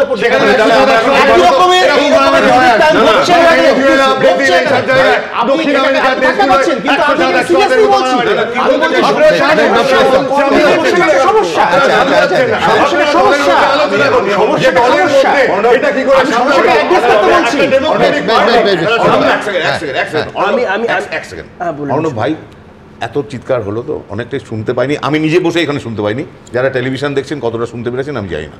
একটাই প্রশ্ন, তুমি প্রতিটা কথাতে কন্টিনেন্টে চলে গেছো, তুমি দেশের বাইরে যাচ্ছ, আমি জানি না তোমার কাছে তোমার এত সহজে ভিসা কি করে মিলছে, প্রতিটা দেশে যাচ্ছে 1 সেকেন্ডের মধ্যে। তুমি তার মানে বলতে চাইছো পশ্চিমবঙ্গবাসী আমরা ভালো আছি? আমি বললাম একটা ফেনোমেন, আমি একটা ফেনোমেন হিসেবে বললাম যে আমরা সবাই সমান খারাপ আছি, দ্যাট ইজ দ্য প্রবলেম। বিশেষ করে তৃতীয় বিশ্বের চলছে বলি, তার তো একটা বাস্তব রাজনীতি কারণ আছে, সামাজিক এবং বাস্তব কারণ নেই, বাস্তব কারণ রয়েছে, বাস্তব কারণ তোলাবাজি এবং অসৎগিরি, একটু বলি তৃণমূলের থেকে আর্থসামাজিক ব্যাখ্যা শুনতে গেলে সেই দিন আমার বেঁচে থাকা না বেঁচে থাকাই ভালো এসব ব্যাখ্যা টাখ্যা শোনা। আপনি তো দলে গেছেন, গান্ধীর দলে গেছেন, আপনার দেশ বিদেশ চলে যাচ্ছে পুলিশের intelligence failure, lack of administration, কিন্তু কলকাতা থেকে বেলডাঙ্গা যেতে পারছেন না, দেশ বিদেশ চলে যাচ্ছে। আমি বলছি এই যে ল্যাক অফ ইন্টেলিজেন্স, কলকাতার একজন কাউন্সিলরকে গুলি করতে এসেছে, সেটা আলটিমেটলি আনসাকসেসফুল হয়েছে, এটা নিয়ে এত আলোচনা হচ্ছে। ফিরহাদ হাকিম বলছে এক নাও, বেলডাঙ্গাতে যে এত বড় একটা ইনসিডেন্ট হয়েছে, এত বড় একটা ইন্টেলিজেন্স ফেলিওর, ওর থেকে পুলিশই তো আটকেছে, ওখানে বলতে দিন। পুলিশ একটা এক্স হ্যান্ডেলে একটা পোস্ট করেছে, করে সেখানেও সর্বৈবা মিথ্যা তথ্য দেওয়া হয়েছে। সেখানে বলেছে there is no casualty, সেখানে বলছে একজন পুলিশের, পশ্চিমবঙ্গ পুলিশের এক্স হ্যান্ডেল থেকে বলছে there is no casualty, we repeat no casualty, this was the language। এবং সেখানে ক্যাটাগরিক্যালি মিথ্যা কথা বলা হচ্ছে। ওই কার্তিক পুজো কমিটির প্রেসিডেন্ট সেক্রেটারিকে গ্রেফতার করার কথা বলা হচ্ছে, কিন্তু একজন মুসলমান মানুষ, তাকে তার ভিডিও দেখা যাচ্ছে, আমি বলছি ভিডিও দেখা যাচ্ছে যে সেখানে যে রিউমার স্প্রেড হচ্ছে, এখনো তুমি বলছো এখনো আগুন জ্বলছে, যার ফলে এমন কিছু বলো না কৌস্তব যেটা সামান্যতম উত্তেজনা ইন্ধন যোগায়। বলছি এই পরিস্থিতি কন্ট্রোলে আসে, আমি বলছি পুলিশের তরফ এইখানে আমি 300% একমত। আমি তোমার সাথে সুমন একটা ছোট্ট কথা বলছি, যাদের জন্য হয়েছে তারা জেলের মধ্যে থাকে, এটা তো একমত। কিন্তু আমি তোমাকে যেটা বলতে চাইছি, ইন্টেলিজেন্স ফেলিওর, একজন কাউন্সিলরকে গুলি করতে আসা এবং সেটা আনসাকসেসফুল হওয়া কখন আমরা চাই না। আমি চাই যে তিনি সুস্থ থাকুন, ভালো থাকুন, এটা যেমন একটা ইন্টেলিজেন্স ফেলিওর, কিন্তু ওর থেকে আরো 100% বেশি ইন্টেলিজেন্স ফেলিওর বা অ্যাডমিনিস্ট্রেটিভ ফেলিওর আজকে বেলডাঙ্গার ঘটনাকে না রুখতে পারা। আজকে ওনারা দেশ বিদেশ চলে যাচ্ছেন, বেলডাঙ্গা যেতে পারছেন। আজকের বিষয়টা কথা বলি, তিনজন কাউন্সিলর, মানে কেউ তাদের মধ্যে মন্ত্রীও আছেন ববি হাকিমের মতো, সুশান্ত ঘোষ, ববি হাকিম এবং লিপিকা মান্নারও তোমাদের ইন্টারভিউ দেখছিলাম, তোমরা দেখিয়েছো। আপাতভাবে শোনা যায় এবং দেখাও যায় যে এদের মধ্যে বিভিন্ন সময় মানে গোষ্ঠী দ্বন্দ্ব, বোমাবাজি ইত্যাদি চলে। লিপিকা মান্না, সুশান্ত ঘোষের মধ্যে তো চলেই বিশেষ করে, কিন্তু একটা প্রশ্নে মিটে যাওয়ার খবরও আসে, তো সে তো মিটে যাবে, মধ্যে থাকলে কি না মিটে যায়। কিন্তু একটা প্রশ্নে এরা তিনজনই এক কথা বলেছেন এবং তিনজনই মিথ্যে কথা বলেছেন যে ইললিগাল কনস্ট্রাকশনের ক্ষেত্রে কাউন্সিলরের কিছু করার থাকে না। এটা একেবারে মিথ্যে কথা। একটা বিল্ডিং তৈরি হওয়ার পরে এমনকি সেখানে জলের লাইন যাবে কিনা সেটাও কাউন্সিলরের শোয়ের পরেই সেটা ঠিক হয়। আমি তোমার একটা শোতে এর আগেও বলেছিলাম যে ইললিগাল বিল্ডিং এ প্ল্যান স্যাংশন হয় না বলে ব্যাংক একটা লোন দেয় না, সেই বিল্ডিং এ জলের লাইন, বিদ্যুতের লাইন, সিগারেটের লাইন পৌঁছে যায়। তাদেরই আমি রাজনৈতিকভাবে যদি ধরি, তাদেরই দল সরকারে, তো তিনি অ্যাপ্রোচ করবেন সর্বোচ্চ জায়গায়। এটা বলছি সুমনদা, যারা কলকাতায় থাকেন তারা জানেন, বিশেষ করে যারা প্রমোটিং এর কাজ করেন, আজকে ইললিগাল নয়, এমনকি লিগাল প্রমোটিং করতে গেলেও তৃণমূলকে টাকা দিতে হয়, কাউন্সিলরকে টাকা দিতে হয় এক লিগাল বিল্ডিং করার জন্য। এক দ্বিতীয় কথা হচ্ছে, এই প্রতিটা ক্ষেত্রে তৃণমূলের কাউন্সিলরকে এবং পুলিশকে স্কোয়ার ফুট মাপে টাকা না দিয়ে একটা ছাদের একটা ইট ঢালাই করা সম্ভব না ইললিগাল বিল্ডিং এর, একটা ইট ঢালাই। এবং আমাদের চোখে দেখা আমাদের মানে পুলিশকে নিয়ে আলোচনা হয়, লোকে এদের সম্মান করছে না, কেন করবে? এমন নাবতে এমন নিচে নেমে গেছে, প্রতিটা পুলিশের গাড়িতে টেপ থাকে, মেজারিং টেপ, জানো? এটা কালকে ছাদ ঢালাই হবে, একটা বিল্ডিং এ ওয়ার্কারদের জিজ্ঞেস করে কত স্কোয়ার ফিট, হয়তো মনে করো আমি শেষ 5 সেকেন্ড দাও আমাকে, হয়তো ওয়ার্কাররা বলো 730 স্কোয়ার ফিট, গাড়ি থেকে টেপ বার করে মেপে দেখে না 780 স্কোয়ার ফিট, অত টাকা হবে, পৌঁছে দিয়ে আসবি। এই স্তরে নেমে গেছে এই পুলিশগুলো। আমি বলছি আপনাদের মনে থাকবে গার্ডেন রিচ ঘটনার পর টক টু মেয়র অনুষ্ঠানে মেয়রের সেই মন্তব্য, আমি বলছি তো এই তো পরিষ্কার, জলের মতো পরিষ্কার এবং এটা বাস্তব সত্য। কিন্তু আপনারা কি বলছেন? আপনারা জানেন আমাদের ভেরিফাইড এক্স অ্যাকাউন্ট সঙ্গে সুমন @IAM সুমন দে, প্রচুর মন্তব্য, দ্রুত একটা মন্তব্য নিয়ে নেব। মিহির কানুনগো তিনি লিখছেন, শাসক দলের সাংসদ থেকে বিধায়ক ও মন্ত্রীরা যেভাবে পুলিশ প্রশাসন নিয়ে প্রশ্ন তুলছেন, তাতে পুলিশ মন্ত্রীর প্রতি দলের ভিতর অনাস্থা বাড়ছে বলে মনে হচ্ছে। শুভঙ্কর বন্দ্যোপাধ্যায় লিখছেন যে পুলিশের বিরুদ্ধে নিষ্ক্রিয়তার অভিযোগ বিজেপি শাসিত রাজ্যে ওঠে। গৌতম বাগুই লিখছেন, দুর্নীতি আর দুষ্কৃতি শাসক দলের পছন্দের হতে পারে, কিন্তু প্রশাসনের ছাড়পত্র পেলে অরাজকতা আসবেই। সংগ্রাম রাহি লিখছেন, পুলিশকে দলদাস করে রাখার প্রবণতা সেই বাম আমল থেকেই চলছে। জয়দেব দত্ত লিখছেন, আনুগত্য দেখাতে গিয়ে পুলিশের পারফরমেন্সের এই হাল, সমালোচনা তো শুনতেই হবে। আমি এখান থেকে আমার পরের প্রতিবেদনে যাব, যেটা আবার এক ব্যক্তিকে নিয়ে, তার নাম জুলকার নাইন। তিনি নাকি ব্যবসায়ী, তার রাজনৈতিক পরিচয় কি, এই নিয়ে বিতর্ক। মমতাদির যে লক্ষ্য, যে উদ্দেশ্য, যে যতক্ষণ জনগণ আছে ততক্ষণ আমাদের দল আছে, ততক্ষণ আমরা আছি, সেটা বোধহয় কোথাও একটা ডিফার করছে ওই সমস্ত অঞ্চলে। আমার মনে হয় এটা দলের আরেকটু গুরুত্ব দিয়ে দেখা উচিত। দলের যারা সোকল্ড লিডারশিপ আছেন দক্ষিণ কলকাতার, তাদেরকেও একটু গুরুত্ব দিয়ে দেখা উচিত। কলকাতা পৌরসভার 107 নম্বর ওয়ার্ডের দুবারের তৃণমূল কাউন্সিলর প্রাক্তন মেয়র পরিষদ, বর্তমানে 108 নম্বর ওয়ার্ডের কাউন্সিলর, 12 নম্বর বড়োর চেয়ারম্যান, তার উপর হামলার ঘটনায় রাজ্য যখন তোলপাড়, তখন কি ঘুরিয়ে তৃণমূলের দক্ষিণ কলকাতা নেতৃত্বের ভূমিকা নিয়ে অসন্তোষ প্রকাশ করলেন সুশান্ত ঘোষ। তাও গিয়ে কি মনে হচ্ছে যে আপনারা যে রাজনীতি করে 107 নম্বর ওয়ার্ডে ক্রিমিনাল মুক্ত করবার একটা চেষ্টা করেছিলেন, সেই রাজনীতিটা পিছিয়ে পড়ছে, আবার ক্রিমিনাল রাজটা এগিয়ে আসছে?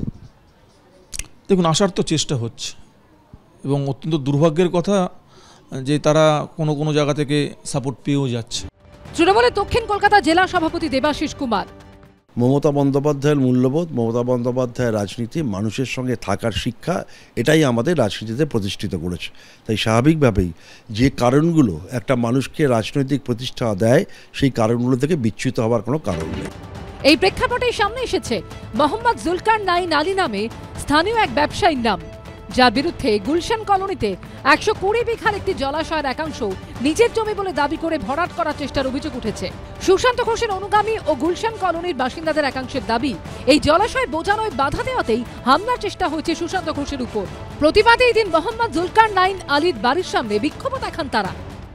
জুলকার আলী নাইন নামের 200 কেস আছে, 500 কমপ্লেন আছে, এক দুটো নয়, ঠিক আছে।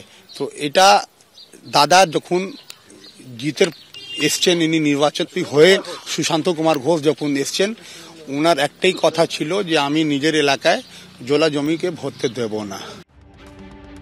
যার দিকে অভিযোগের আঙুল সেই মোহাম্মদ জুলকার নাইন আলীর আবার দাবি, তিনি তৃণমূলের রাজ্য সংখ্যালঘু সেলের সম্পাদক।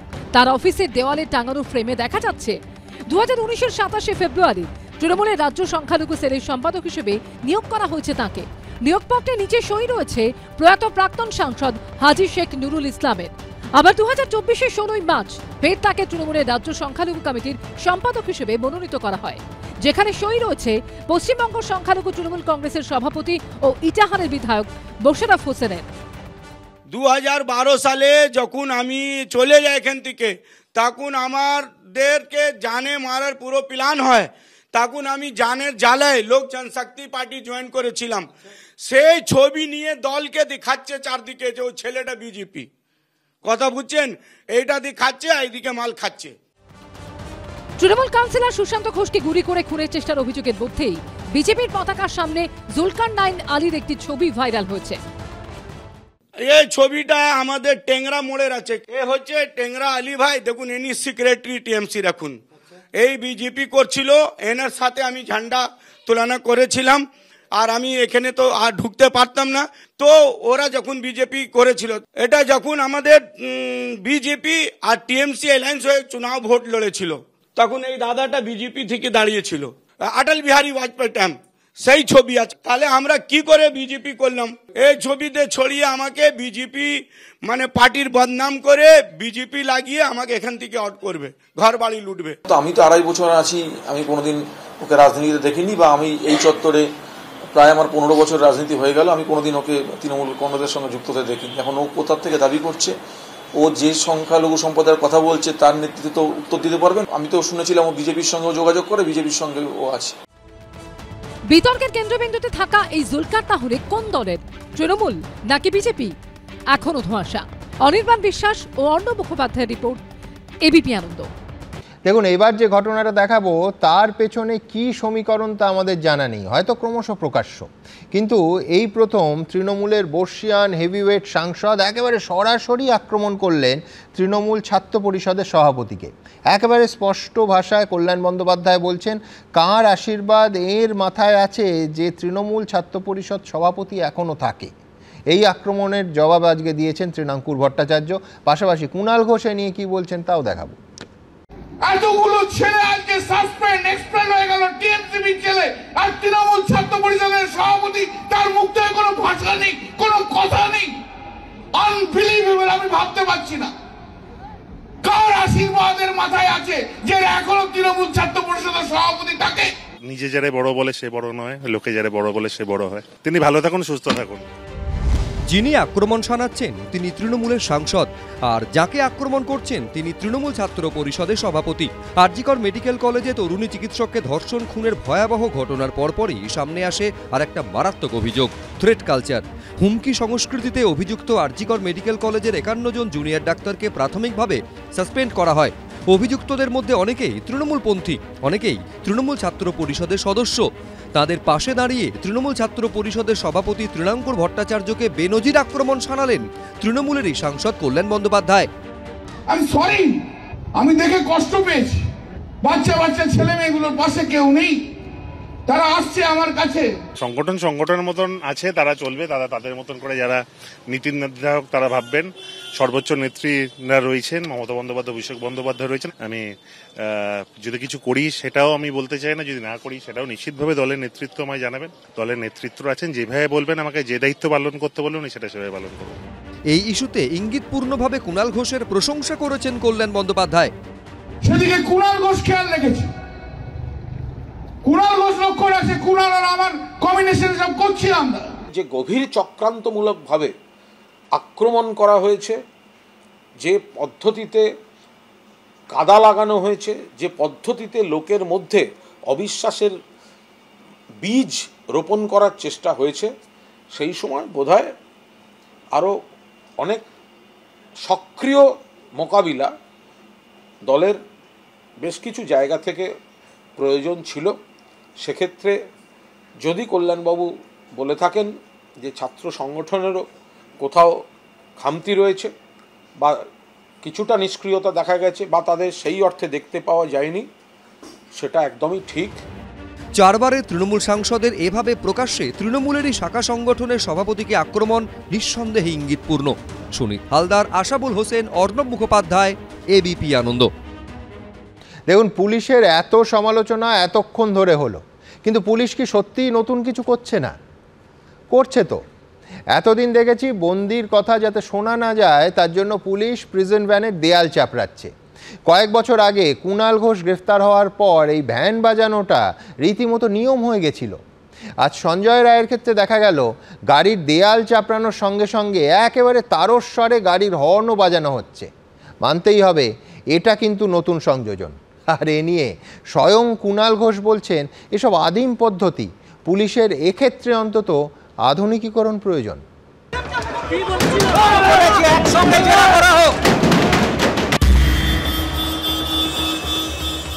কথা চাপতে ফিরে এলেও সেই কুণাল মডেল। প্রায় 1 দশক পর এই ছবি দেখে প্রশ্নটা তুলছেন অনেকেই। পুলিশের গাড়িতে আর্জিকর কাণ্ডে ধৃত সিভিক ভলান্টিয়ার সঞ্জয় রায়, আর বাইরে থেকে সজোরে সেই গাড়ি চাপড়াচ্ছে পুলিশ।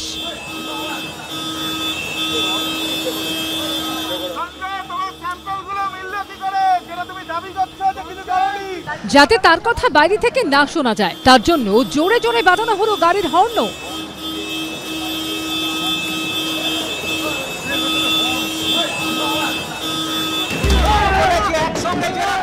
একটা সময় এই ছবি দেখা যেত সারদা কাণ্ডে জেলবন্দি কুণাল ঘোষকে আদালতে পেশের সময়।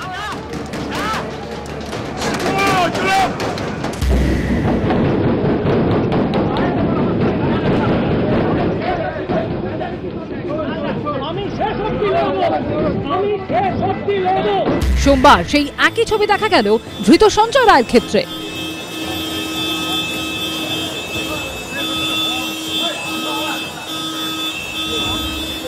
চৌঠা নভেম্বর আরজিকর ধর্ষণ খুনের মামলায় চার্জ গঠনের দিন প্রিজন ভ্যানে বসে ফাঁসানোর অভিযোগ তোলে ধৃত সিভিক ভলান্টিয়ার সঞ্জয় রায়। আমি এতদিন চুপ ছিল, আমাকে সব জায়গায় ভয় দেখাচ্ছে যে না তুমি কিছু বলবে না, তুমি কিছু বলবে না। আমাদের ডিপার্টমেন্ট আমাকে ভয় দেখিয়ে আমাকে এই করেছে, আমি কিন্তু পুরোপুরি নির্দোষ, আমাকে ফাঁসানো হয়েছে। 1 সপ্তাহ পর চক্রান্তের অভিযোগ প্রসঙ্গে কলকাতার প্রাক্তন পুলিশ কমিশনার বিনীত গোয়েলের নামও নেয় সে। নাম বলে দিচ্ছি, বিনীত গোয়েল যিনি আছেন ডিসি স্পেশাল, ওনারা নিজেরা আমাকে ফাঁসিয়েছে। বিনীত গোয়েল ডিসি স্পেশাল, ওনারা নিজেরা সাজিদ করে আমাকে ফাঁসিয়েছে, নাম হুমকি দিয়েছে। এরপরই প্রিজন ভ্যানের বদলে সঞ্জয়কে কালো কাঁচতোলা গাড়িতে আদালতে আনা শুরু হয় যাতে তার কথা বাইরে থেকে শোনা না যায়। সোমবারও তাকে সেই গাড়িতে করেই কোর্টে নিয়ে আসে পুলিশ। তাকে কোর্ট লকআপে তোলার সময় দেখা যায় জানলার সামনে শার্ট দিয়ে দাঁড়িয়ে 5-6 জন পুলিশ কর্মী গাড়ি বাজাচ্ছে।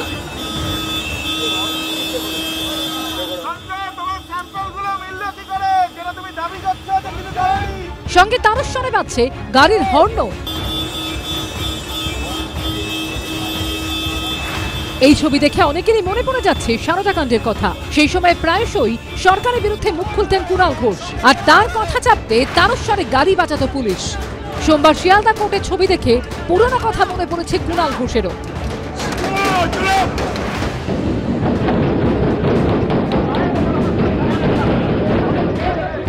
10 বছর আগে একটা ওইভাবেই তো পদ্ধতিটারও একটু আধুনিকীকরণ হওয়া উচিত ছিল। একই পদ্ধতি 10 বছর বাদে কি করে হয়, তার তো একটু আধুনিকীকরণ হলেও একটা দেখতে ভালো লাগতো।